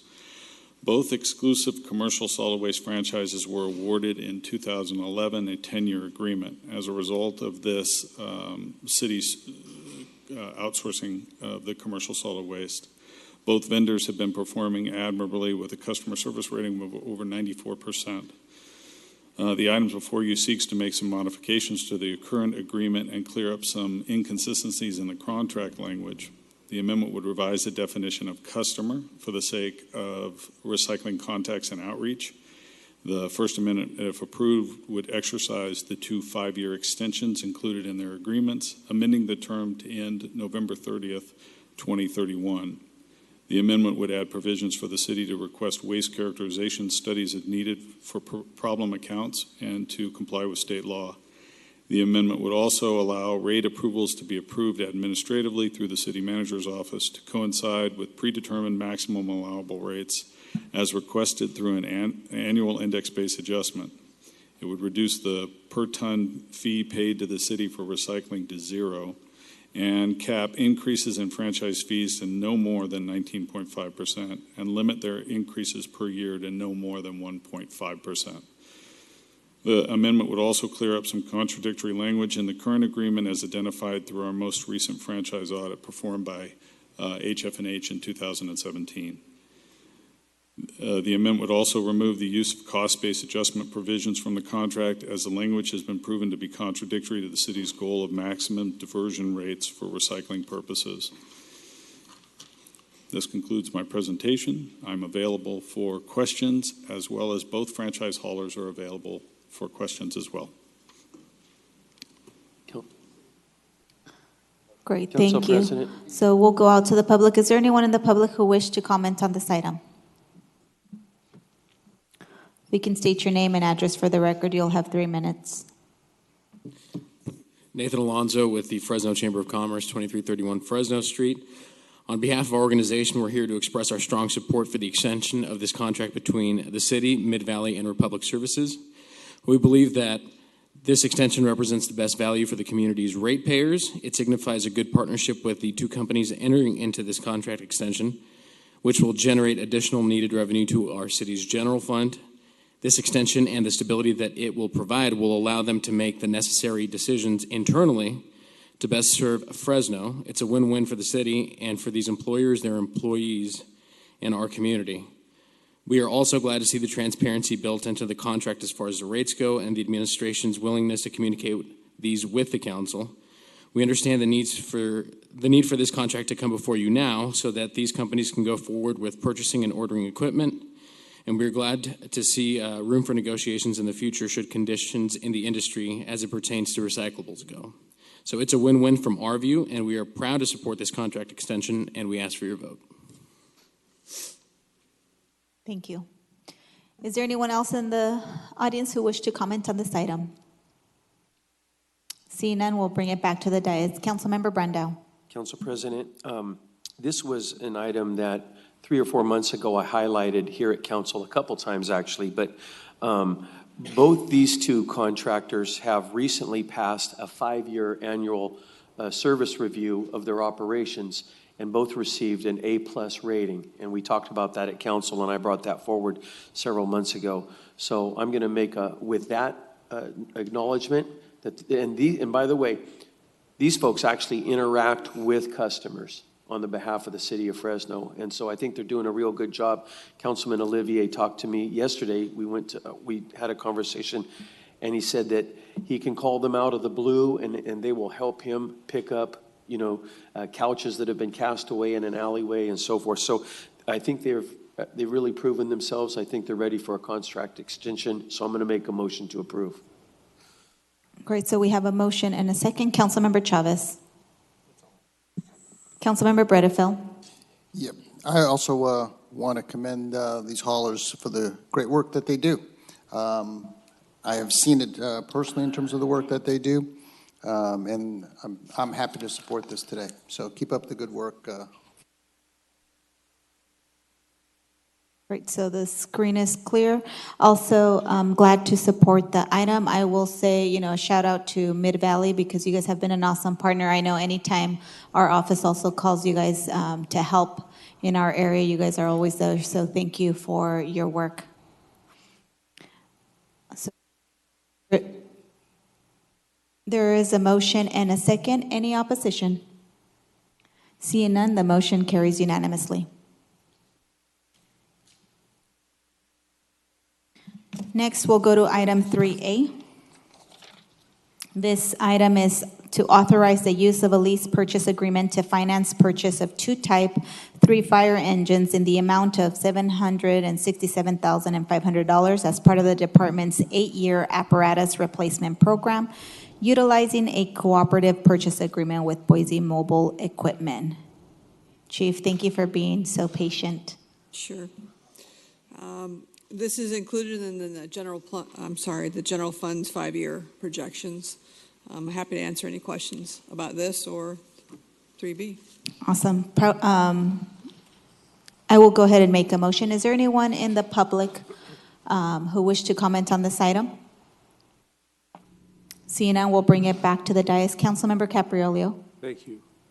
Chief, this is the one for the, what are they called, bush rigs? Yeah, they're smaller than an engine. It's a Type 3 apparatus. That's why they cost quite a bit less than a fire engine. But yeah, they go out of county, and then the city gets reimbursed for those apparatus as well. So we share that with CAL FIRE, for instance? The CAL FIRE has been successful in purchasing 90 of these particular apparatus from Boise Mobile, and so we piggybacked off of that contract. So we don't share, I mean, they We will wouldn't. not be sharing the apparatus. We just piggybacked off their contract to have those. Do we share it with anyone where we can get some form of reimbursement? We will get reimbursement through when we go out of county with this type of equipment. Yes, that apparatus is highly sought after when we have wildland fires, and so it is reimbursed at a higher rate. That could be county to county or anywhere in the state?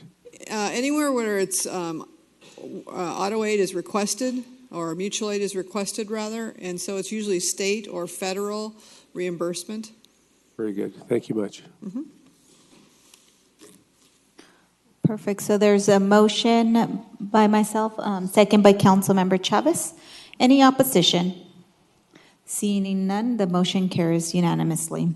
Next item is item 3B. This is to authorize the use of lease purchase agreement to purchase 6 fire engines in the amount of $4 million plus for Smil Manufacturing utilizing a cooperative purchase agreement. Chief. Just to clarify, again, this is included in the general fund's 5-year projection. This is for 4 engines, which is it within the FY19, and for the 2 engines in FY20 that allows us to stay with Smil as the provider so we can standardize our fleet. It's not 6 engines this year. Perfect. We'll go out to the public. Is there anyone in the public who wish to comment on this item? Seeing none, I'll go ahead and make a motion. Second by Councilmember Chavez. The screen is clear. Is there any opposition? Seeing none, motion carries unanimously. Thank you, Chief. Next, we'll go to item 3C. This is to provide the Anti-Slum Enforcement Team quarterly report, City Manager's Office and City Attorney's Office.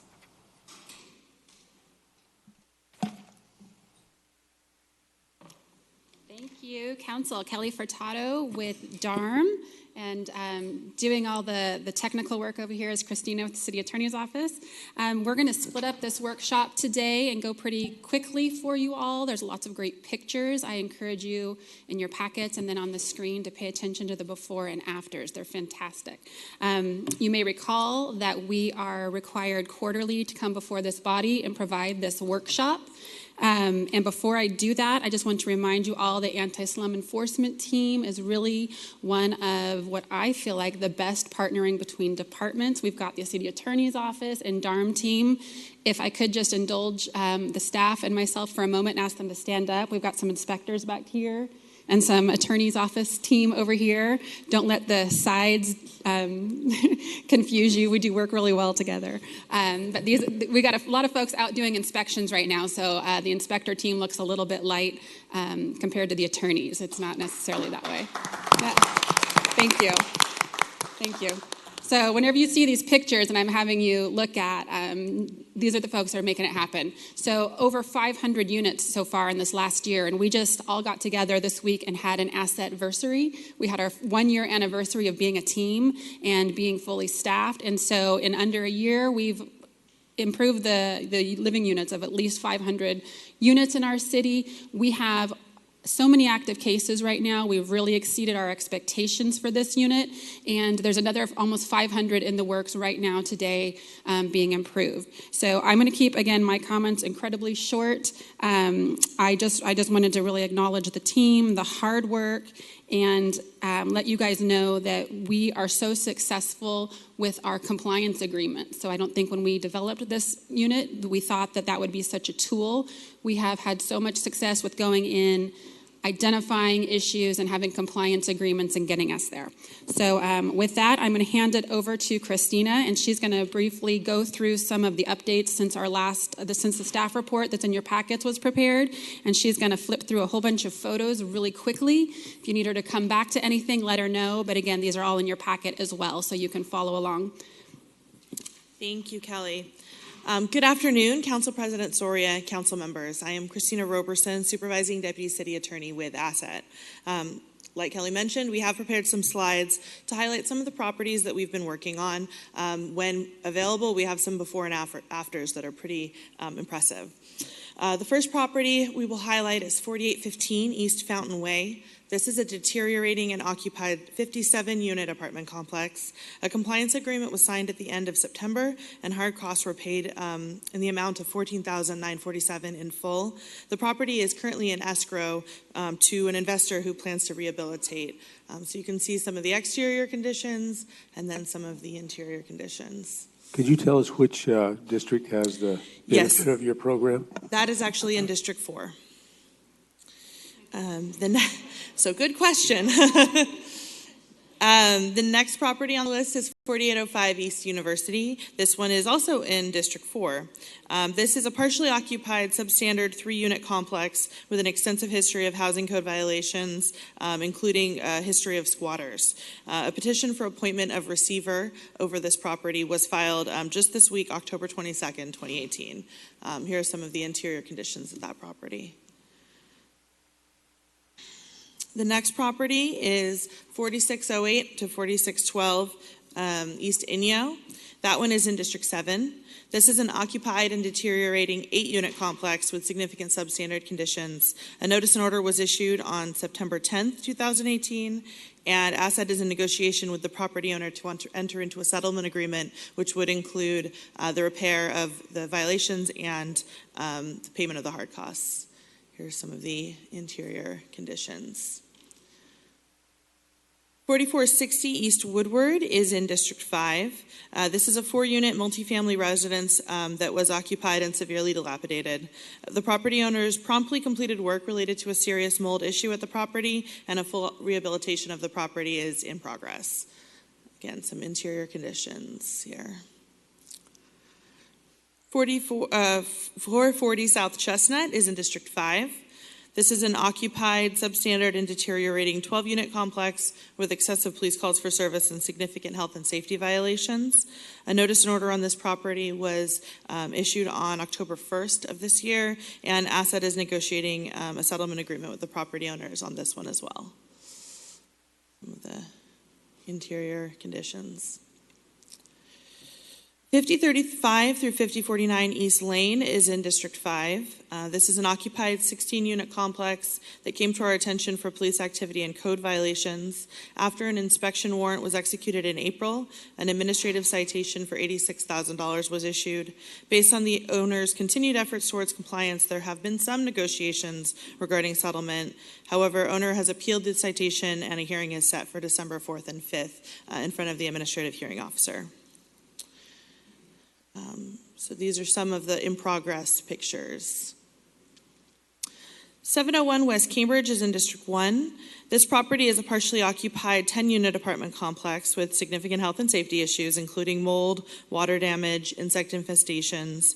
After a full asset inspection and notice and order, this motivated the property owner to sell. It has been sold to an investor, and compliance is being pursued with that owner, who intends to fully renovate the property. Here are some additional interior and exterior photographs. 4811 East Geary is in District 5, and it's actually a dilapidated, and it was an occupied single-family residence with a severely deteriorating hazardous roof. A tenant had occupied the property, and the property owners were deceased. The ownership of the property was transferred to Wells Fargo Bank. Wells Fargo has relocated the tenant and will be curing the violations, but you can see the roof was in pretty bad shape. Kind of want to switch to some properties that are currently under rehabilitation or in receivership or have a signed compliance agreement. The first one is 2248 through 2266 West Princeton in District 1. This is actually two apartment complexes located next door to each other with the same owners. There are 22 units with a long prior code enforcement history and many police calls for service. The property owners entered into a settlement agreement in July, and $12,000 in administrative costs was paid in full.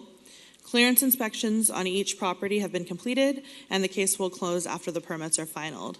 So you'll see a few of the after pictures. 4853 East University in District 4 was a vacant and abandoned 5-unit apartment complex that had regularly been broken into and used by squatters and transients. Based on our petition to the court, a receiver took control of the property, and it was sold to an investor in April of this year. The rehabilitation is nearly complete, and hard costs and fees are paid in full. And again, you've got some pretty nice after pictures, especially considering the befores. 1203 West Simpson is in District 1. This is a partially occupied 14-unit apartment complex. A settlement agreement to include major renovations, the correction of all violations, and the payment of the hard costs was entered into in April. Rehabilitation is underway, and the deadline is in November. Interim inspections have been successful, and hard costs in the amount of $7,835 have been paid pursuant to the agreement. So again, we have some before and after pictures. 1309 and 1315 B Street are two single-family homes that were on one APN. Substandard conditions included major structural damage and illegal occupancy. The city's petition for a receiver was granted at the hearing on June 12, 2018, and the receiver has cleaned and secured the property. It was sold to an investor on October 17th, which was approved by the court.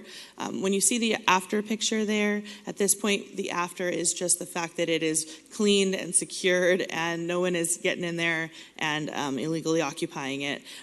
The new owner will be the one that will completely rehabilitate the property. 4853 East Hamilton is in District 5. It is a severely dilapidated 28-unit apartment complex, and a settlement agreement was entered into on August 14th of 2018, and the work is in progress. So you can see some of the conditions and a few after pictures. We wanted to add a little on the end here, obviously due to the significant issue that our community is facing with vacant blighted properties being a magnet for crime and fires. There has been a focused effort on these properties. That effort has been not only with Asset, but also with our investigators, the inspectors, and our law clerks. So everybody working together as a team. So I just wanted to give you a few before and afters on some of these single-family homes that have been a significant problem in the past. This is 437 North Poplar, and unfortunately I actually don't have the districts on these, so I'm sorry for that. This was a very popular target for transients and even had a spray-painted instructions inside, such as, if you cook here, clean it up, which you can see on the before picture on this slide. An investor purchased the property and obviously has made a huge difference. The next property is 704 North 6th.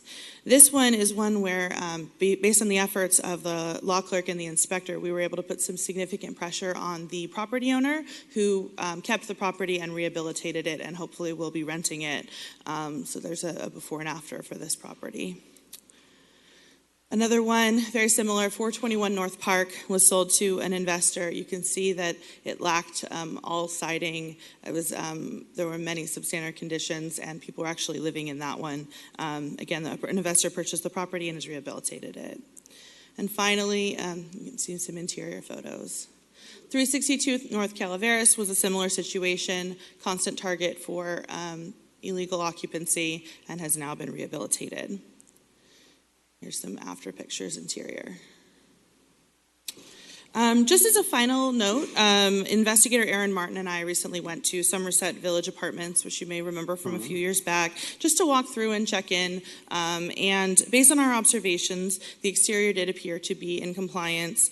We spoke to some tenants, and I've also spoken to the property manager, and it appears that some of the issues that they're having there that are ongoing are being handled appropriately. So we just wanted to check in and give the council an update on that as well. And I'm available for any questions.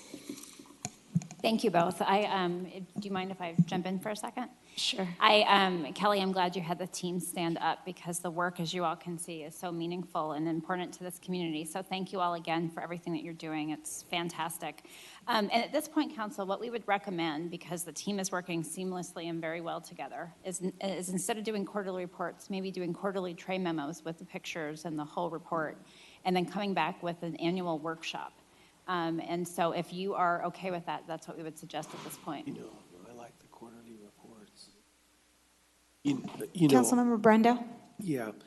Wilma, I like the quarterly reports, surprisingly enough. And I was just going to, and I punched in to say, you know, and Kelly and Christina and both parts of the team, I've got to tell you, I actually do not get tired of seeing these photos.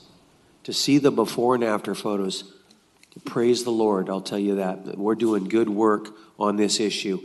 And I really appreciate everybody involved. And so, honestly, Wilma, We'll continue doing the quarterly reports. Yeah. Okay, I see the smile love on your the face updates. during the workshop, so we we'll continue I to do think, it. from some of our earlier debates we had earlier today, I'm just going to say, seeing this made my day, because this really shows that sometimes we can really get things done and do positive change in our community. Thank you. Great. And I just want to say, Councilmember Baines, go ahead. All right. No, sorry about that. And I'll be brief, and I want to do a similar echo as my colleague, Steve Brandow. This was something since all of our days on the council that we really have been struggling to get our arms around, and not to the last couple of years. I think that we really crunch down and get serious about it. What I enjoy the most, and I'm like you, I love seeing the before and after pictures. I think it's a great thing. It's evidence that we're doing something. And there aren't too many times that we pass policy. And I can't remember if I supported this one or not. There's one of these that I know I was sketchy on this one way or the other. But anyhow, I'm happy that it's working. You guys do great work, and it just seems to keep getting better. And I really love the interdepartmental work. I think it's a testament to really the idea of how we want to work as a city. So, to our code division, to our legal division, thank you guys for working well together.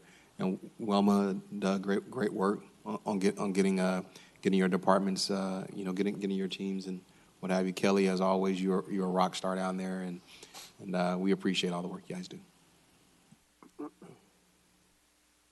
Great. I just want to echo the words that my council colleagues just shared. I think this is outstanding work, both from the perspective from our DARM folks to our city attorney folks. I think that this is where you can see real tangible change, and that's remarkable. This is the only way, I think, one of the ways that we're going to be able to make sure that there's quality housing available for the residents of Fresno, because they do deserve to live in, just this, in the pictures that are shown of the after pictures, in that type of housing, rather than in the before pictures. And so just proud of the work that you guys are doing. Thank you so much for the report. Next, we'll go on to item 3F. It's another workshop regarding the M4 Enterprise Asset Management Implementation Services.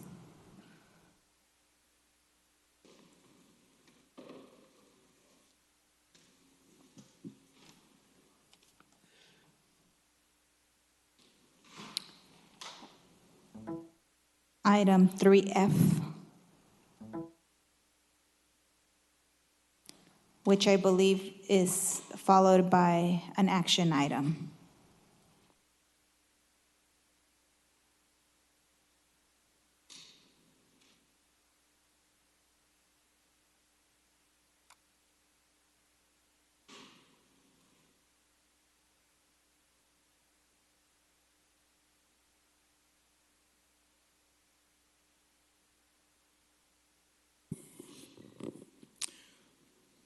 Good afternoon, Council.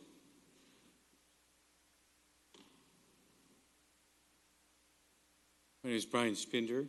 I'm the Assistant Public Utilities Director for wastewater. I'd like to talk to you today about the asset management principles, or the asset management implementation that we're trying to achieve in the water, wastewater, and public works.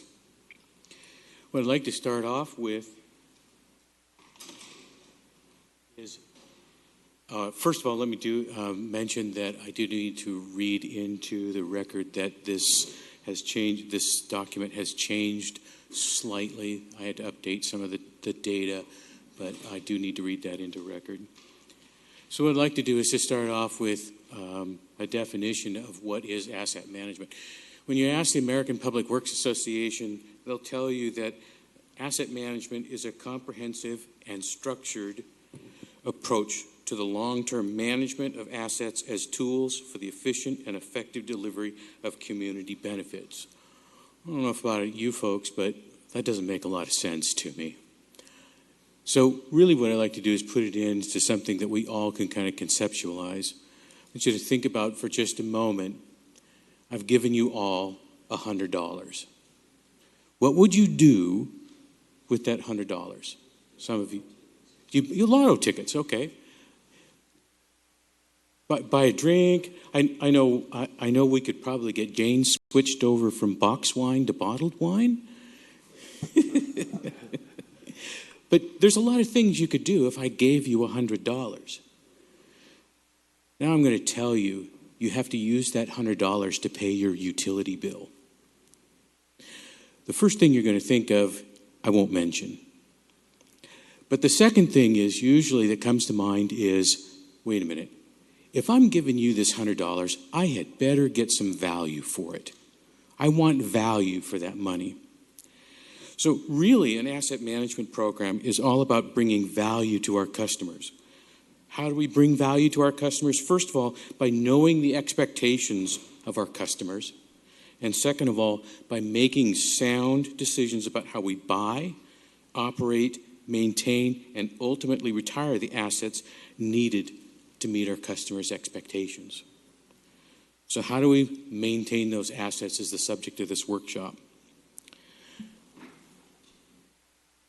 What are we maintaining? You can see that we have thousands and thousands of assets that we're trying to maintain out there. 1,800 miles of distribution water main. 140,000 service connections. Throughout the distribution system, we are delivering on average 50 million gallons of water per day to more than 500,000 customers. We have dozens of crews daily that are operating and maintaining a distribution system and the treatment plants, one of which we just spent $400 million on. All total, we have $2 billion of assets that we keep going to meet our customers' expectations for drinking water. What are we managing on the wastewater side? On average, we convey and treat 58 million gallons of wastewater per day from over 600,000 customers from Fresno and Clovis. We have dozens of crews working to make sure the collection system conveys away these wastewaters and a treatment plant to treat those wastes before releasing them into the environment. We have over $1 billion in assets to make sure wastes are conveyed and treated with a minimum of disturbance to our customers' lives. On the public works side, again, we have dozens of crews working every day to ensure the street lights are working, signs are in place and functioning, streets and sidewalks are functional, trees and landscaped areas that make the city a pleasant and likable place. All total, between these three areas, we probably have $5 billion worth of assets that we are managing and operating on a daily basis. So what do we use to manage that system? Industry standard is to use a computerized maintenance management system. First, it keeps a record of assets in the system. We know what needs to be maintained, as well as important information such as model number, serial number, manufacturer, size, type of tree, voltage, and we can attach manufacturer service manuals to the asset record. Keeps us in the know about the things that we have in the field. Planning and scheduling work. This is where a CMMS really shines. Instead of managing a pile of paperwork, managing a pile of paperwork or paper work orders, we can plan with multiple trades, even across divisions, with real-time status updates. Scheduling is dynamic as well. Work gets scheduled by importance and can be adjusted on the fly as emergencies arise. Inventory maintains historical record of assets and maintenance history. With history, we can make better decisions about assets we buy or adjust maintenance schedules based on failure rates. Inventory control. We can see real-time parts, tools, and equipment that are available and maintain minimum stock on the shelf. In time, we may reduce the amount of parts on the shelf with the use of just-in-time parts. Parts can be ordered and reserved for a job without additional staff processing. Managing work requests. With the advent of Fresgo, the city is determined to respond to residents' needs within 24 to 48 hours. Imagine Fresgo being able to communicate directly with the CMMS system and forward that customer's current concern to a crew in the field. During a normal workday, our response time could be down to an hour or two.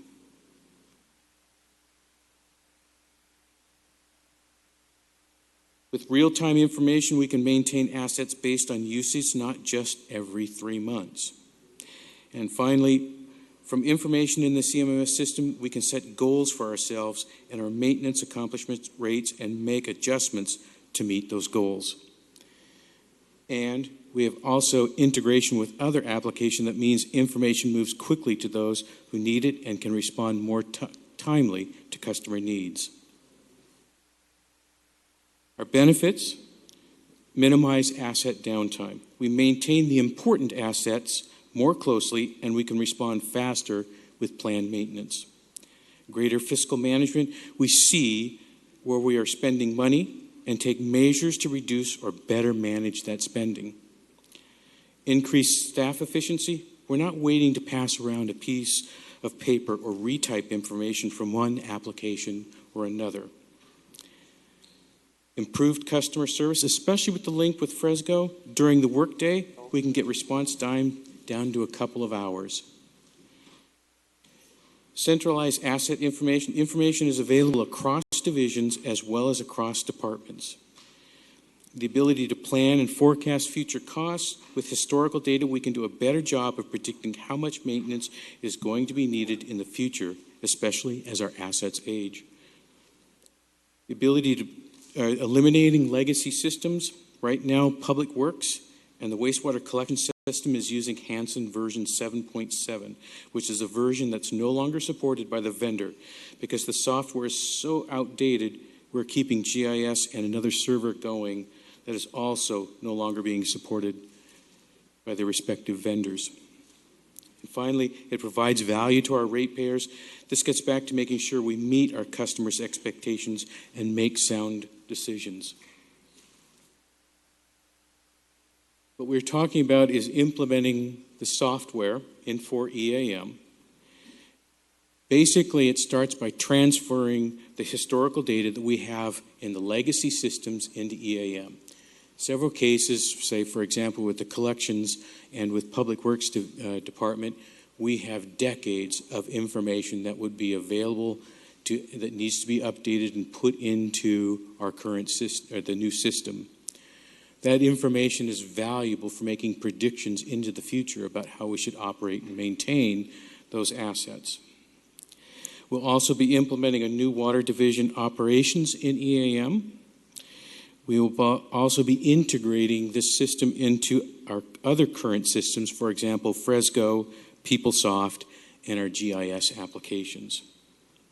When it comes to training, we're not expecting that the vendor train all the staff, but they will be training trainers that will then be training our own staff. So we're making maximum use of our own staff there. So our staff will be the trainers? Yes, yes. Our staff, there will be a select staff that will be trained. That staff will then train the remaining staff. Okay? And also, this provides a post-go-live support. So if there are other issues that come up, that we can address those. Savings. I want to mention that the most current version of the Infor EAM CMMS system is being used at the wastewater treatment plant. The existing system, the one that we have now, will be expanded to the Water Division and the Public Works Division. It was expanded in an effort to take maximum savings or maximum effort to keep costs down as we implement or use the system across the two divisions. It will eliminate the old legacy programs no longer supported by the vendors. The current production version of Hansen version 7.7 requires an outdated version of Oracle 9. The instance of Oracle has been running on a now outdated server operating system. The server is virtualized for protection via backups, but it is inadvisable to update to a more current software versions. Funds for this have been approved in the FY 2019 budget. We expect a savings of $350,000 over the 8-year life of the software. So what I wanted to do is to illustrate just a couple of things here too, that some things that we've already benefited from asset management. Now, the Infor EAM system is operating at the wastewater treatment plant, and we've been able to glean some of the information out of that system to make some decisions about how we operate, maintain, and make decisions about the things that we buy. One of the examples I want to give here is that we were looking at 2 valves that we were using at the wastewater treatment plant. Both cost about exactly the same amount. But when we went back and looked in the records, we found that valve A had half the life of valve B. From that point forward, we've decided that we are not going to be buying valve A anymore. That valve B will be, or valve B brand will be the brand that we use in the future. The thing we were looking at through some of the historical data was the repair or replacement of 100 horsepower motors. Now, when we looked at the data, the new motor cost us $6,400. The repair cost us $5,000. And you might actually think that doing the repair was the cost-effective way.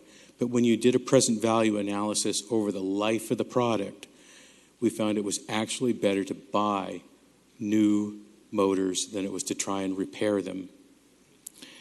One of the things that I do want to illustrate too is, and I think you can kind of see what happened in the last week or so with 1221 Fulton Way, or I'm sorry, Fulton Alley, and that was where the water main broke. Now, a CMMS system today is not going to fix that or prevent that from happening. However, if we'd had this system in place 20 years ago and started collecting information about water main breaks, we might have actually been able to say that section of water main, whether it's the type, its size, its manufacturer, pipe, its age, we need to replace it. So we can start doing some thinking ahead if we'd had the information. So what I'd like you to do is to consider staff's request here to approve the implementation of the EAM system. What I'd like to kind of put it into context is that there's roughly about $5 billion worth of assets that we're trying to manage with this computerized maintenance system. You can't manage it on paper. You cannot manage it on an Excel spreadsheet. Put it in context, if we weren't taking care of it and we had to go out and buy it, that would be like asking us to probably go out and win the Powerball lottery 3 times over to pay for all of this stuff. So it does pay to maintain this stuff properly and meet our customers' expectations. I'm available for any questions.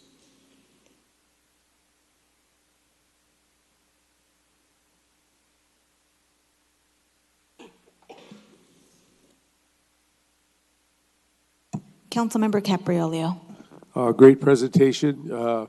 You reminded me of some lawyer friends of mine, their closing argument. So well done, and the way you twisted it made it very interesting.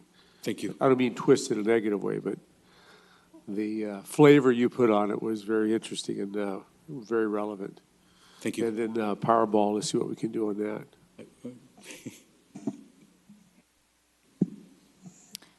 I just have a question. Well, I guess I'll wait till the next item because it's related to the next item, because this is kind of setting the stage. Is that correct? Yes. Okay. So it seems like the screen is clear and there's no other comments or questions. So I'll just reserve my comments and questions for the next item, which is item 3G. Sure. This is an award to award an agreement in the amount of $1,483,294 with Infor Inc. for Infor Enterprise Asset Management Implementation Services within the City of Fresno's Department of Public Utilities, Water and Wastewater Divisions, and the Department of Public Works, Streets and Landscape Maintenance Divisions. Do you want me to go ahead and start with Yeah, it? you can go ahead and start with your presentation on that. All right. Thank you, Council President, and thank you, City Council. Again, my name is Brian Spinder. I'm the Assistant Public Utilities Director for Wastewater with the Department of Public Utilities. For this agenda item, staff is requesting City Council award an agreement in the amount of $1.4 million to Infor Incorporated for Infor Enterprise Asset Management Implementation Services within the City of Fresno's Department of Public Utilities Water and Wastewater Divisions and the Department of Public Works Streets and Landscape Maintenance Division. Currently, the Infor EAM CMMS system is being used to manage the operations and maintenance of assets at the regional wastewater treatment plant. An outdated version of Hansen CMMS is being used to manage the operations and maintenance of assets for the wastewater collection system, the Water Division, and the Department of Public Works Streets and Landscapes Maintenance Division. In November of last year and May of this year, Council approved the purchase of additional user seats extended to the Water Division's operations and maintenance of water pump stations, surface water treatment plants, and inventory control. In the Wastewater and Wastewater Divisions, additional mobile device seats were extended to the water distribution system and the wastewater collection system. DPU, and DPW seek professional consulting services to implement the additional Infor EAM user seat licenses already approved.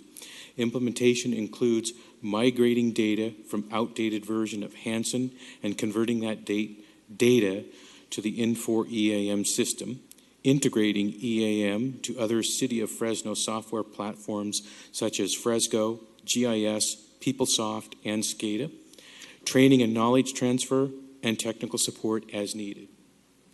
On May 18th, bids were widely distributed to prospective bidders.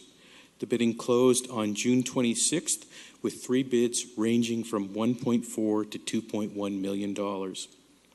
A diverse selection committee reviewed the proposals and recommendations. The selection committee determined that Infor Incorporated provided the best value to the City of Fresno. Infor Incorporated submitted the lowest bid and is uniquely qualified to complete this project. The project will have no impact on the general fund. Funding has been appropriated in the Water and Wastewater Enterprise Fund. Public Works will utilize multiple revenue sources, including community sanitation, community facility district, and gas tax funds. All of these funds have been approved in the FY 2019 budget. This concludes the staff presentation. We are available for comment. Thank you so much. We'll go out to the public. Is there anyone in the public who wished to comment on this item? Seeing none, we'll come back to the dais. So the screen is clear. I think that you kind of answered my question. So this was the lowest responsible bidder? Yes, ma'am. Right, I did notice the bid sheet. And so just to reiterate what you did say in your presentation, so our staff will be trained appropriately, therefore. How long does that take usually? And Training? I expect that the training the trainer will probably take 3 or 4 days. And as we train the staff, I want to tell you it's going to take a month, but I want to say it's going to take forever because it will be ongoing, continuous, working with staff to make sure that they're trained and competent with that piece of software. And that would allow our staff then to train any future folks that may need. Will everyone have access to this in terms of the staff in those departments, or how is that going to work? Every staff member in these 3 divisions should have access to this in one way or another.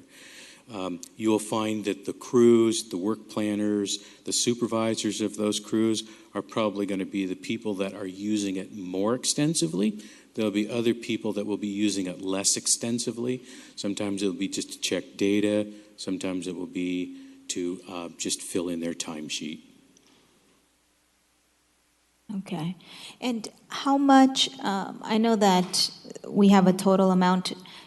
How is the amount prorated per department? How does that work? Is it like a 50-50 split, or No. How is that working? Because I know you have enterprise fund folks, and then you have, the public works folks. So how? It's about a 40-40-20 split.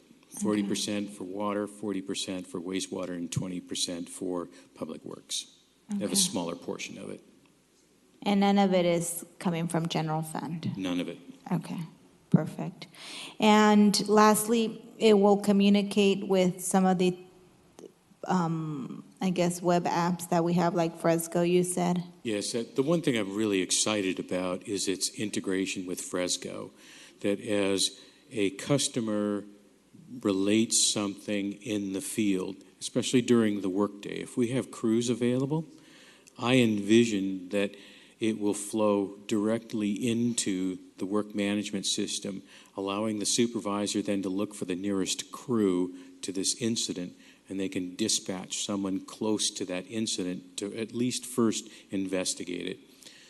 What I would say is that, for example, I'll give you an example here, is that if a customer calls and says, hey, look, there's water bubbling up in a manhole, and it goes into the EAM system, they look for the nearest crew, we can say, all right, this person or this crew is 3 blocks away, let's dispatch them over quickly, take a look and see if it really is a true incident. If it is, they can dispatch other forces and take care of it. If it isn't, from within the vehicle, they should be able to use the laptops and say, no, this is a storm drain that's bubbling up or some other thing, and it then can move on into the move on somewhere else in the Fresco system. Perfect. So hopefully create more efficiencies. That's what I'm getting. That is my goal. That is Awesome. my goal here, is that we speed this up, or speed up the response time to our customers. Okay. And how long will this take to get implemented once you guys enter into an agreement? We expect a year. There are some things that, especially with migrating the legacy data to the new system, that it has to be done carefully, that it's not just, copy and paste kind of thing. I've got to make sure that this information, because it comes from a different system to the new system, that they match up. And so the amount that we're approving today is for the life of the program, or are we going to have to renew on an annual basis? No, this is for the life. This is for simply the implementation of the software. Okay. When we're done, we're finished with the project. Okay. The project. There is ongoing expenses that we always have, like with any software. There's an annual maintenance fee that they require from you, but this will have a complete operating system that we'll have functional in a year's time. Which is, you say that will take place in the 1 year time frame, and then from then on, we'll just kind of see a renewal of some license agreement that will allow us to continue to utilize the software. Exactly. Okay, perfect. Okay, awesome. Well, thank you so much for that presentation and for answering the questions. I'll go ahead and make the motion. Second by Councilmember Chavez. Any opposition? Did I go out to the public? I don't remember. Yeah, okay, perfect. No opposition. Passes unanimously with Councilmember Capriolio absent. Before I go on to the next item, which is item 3I, I totally forgot, and I know that there's been a couple people waiting patiently for unscheduled communication. So first I will call up David Love, who has been here for some time, and then after that, Gary, you can go ahead and come up after him. If you can state your name, address for the record, you will have 3 minutes. My name is David Love. Address is 5705 East Huntington, apartment 205. I, David Love, the first monk saint. I just want to address that the lady Paula Yang that's going for City District Number 5 is associated with, they call it Cocon Satan's work.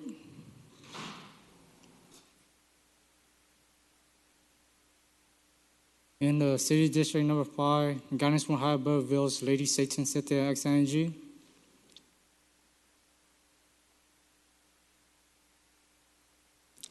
They are the ones that are harming Light of the World, Caliph Ministry.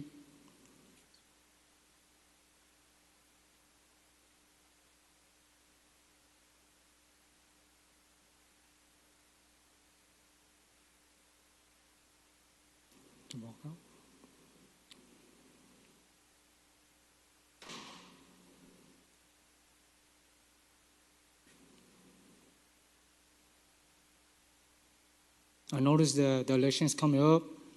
I noticed that they're trying to do Cocon, Satan's work, to hack into the election. I noticed that Jose Balbazar was harmed.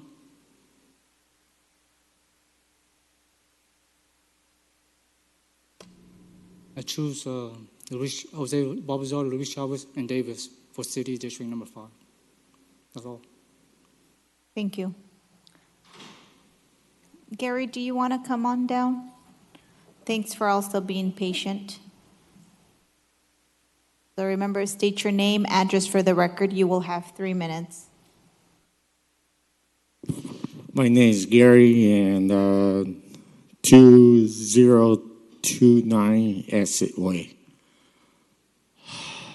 You probably hear about the Channel 30 newscast about Fresno City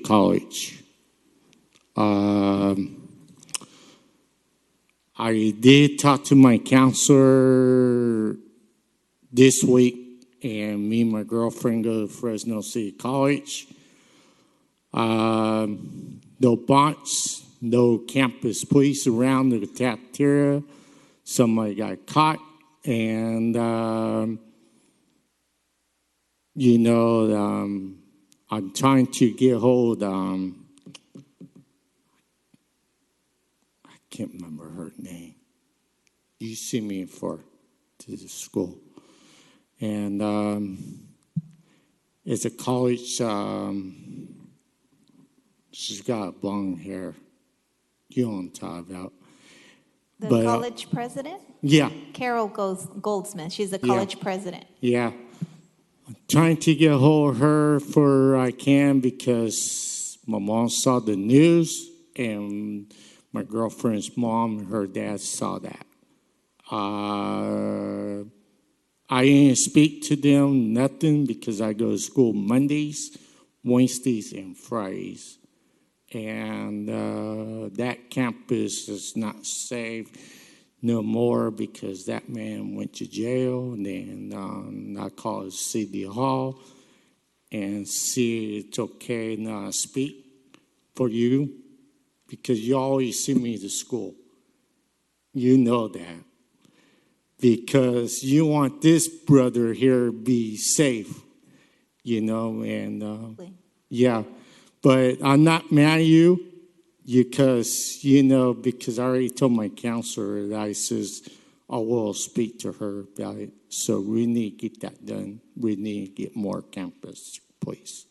Awesome. Thank you, Gary, for coming. So we do not have jurisdiction over the State Center Community College Campus Police. However, I will inform you that State Center Community College districts, they have their meetings where you can actually go in front of them and speak on your issue. So I would recommend, I don't know when the next meeting is, but I'm sure our staff can let you know when their next meeting, and you should address your concerns to them. That's a board of all the trustees that represent the entire college district. Okay. Okay? Yeah, because, because my mother-in-law is just trying to be worrying about her daughter. And I met her 2017, May 9th. So, that is messed up. So that's what we need to find out about it. Okay, so I'll see if my staff can get you the next meeting for the State Center Community College where you can go and address them Okay. during their public comment period, okay? Okay, all right. Okay, thank you, Gary. Next item is item 3I. It is a bill for introduction, adding California Building Code Chapter 12 to Section 11-102 of the Fresno Municipal Code relating to the amendments to the California Building Code regarding efficiency units. Good afternoon, Madam President, members of the council. Dan Zach, Assistant Director with the Development and Resource Management Department. And today we are here to recommend adoption of the ordinance bill modifying the building code regarding efficiency units. So as we know, the market is ever changing and demand in California for downtown housing is growing, and that trend is gradually working its way to Fresno. And one of the trends that we've been following is micro apartments or efficiency units. You could think of them as urban tiny homes. The tiny home trend is really big with these little cottages, and in urban settings, there's also a trend towards smaller living. Los Angeles and San Francisco has been successful in adopting this change to their building codes and constructing these kinds of units. And now there's some interest in Fresno. And so we want to be ahead of that change in the market and be ready for it and give our builders that flexibility when it's warranted. So there are a couple of benefits from doing this for the residents. You can get a really nicely appointed apartment for a lower rent because even if you're paying the same per square foot, there's fewer square feet, and so it makes your overall rent more reasonable while you still have all the nice amenities. And then also it can, with our historic office buildings downtown, many of which have been vacant for a long time, it can actually add some flexibility to fitting housing units within the framework of the building. Which, you know, nowadays office buildings are these big, wide open floor spaces oftentimes, but in the 20s, when all of our buildings went up, they were divided in smaller office suites, and smaller than a modern large apartment, but about the same size as these efficiency units. So it can make for easier conversion of these buildings to housing. Which there's demand for. So currently the living area, which wouldn't include the kitchen and bathroom or closet, just the living room slash sleeping area, needs to be 220 square feet, and the change we're proposing would lower that to 150 square feet.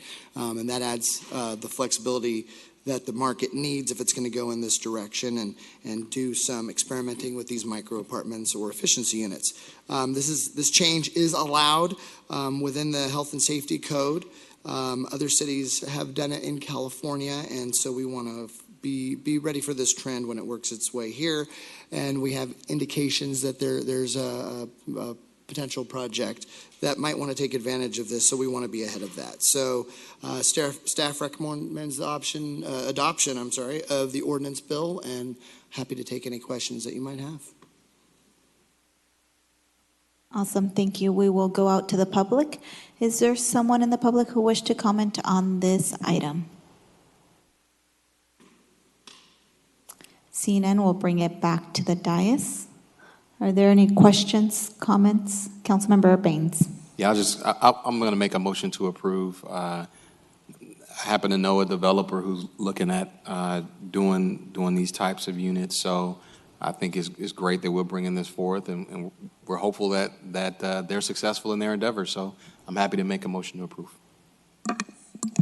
Perfect. And I'll go ahead and second that. I'm excited about us exploring new opportunities and new options for housing. I know that a couple years ago now, maybe, or at least over a year ago, we did the tiny home ordinance, which allows it as a second dwelling in a property. So excited to be able to explore these types of options here in the city of Fresno. So happy to support. So there's a motion and a second. Any opposition? And this is just for introduction, correct? So it'll come back in their next council meeting. Any opposition? Seeing none, motion carries 5-0 with Councilmember Bredefeld and Councilmember Capriello absent.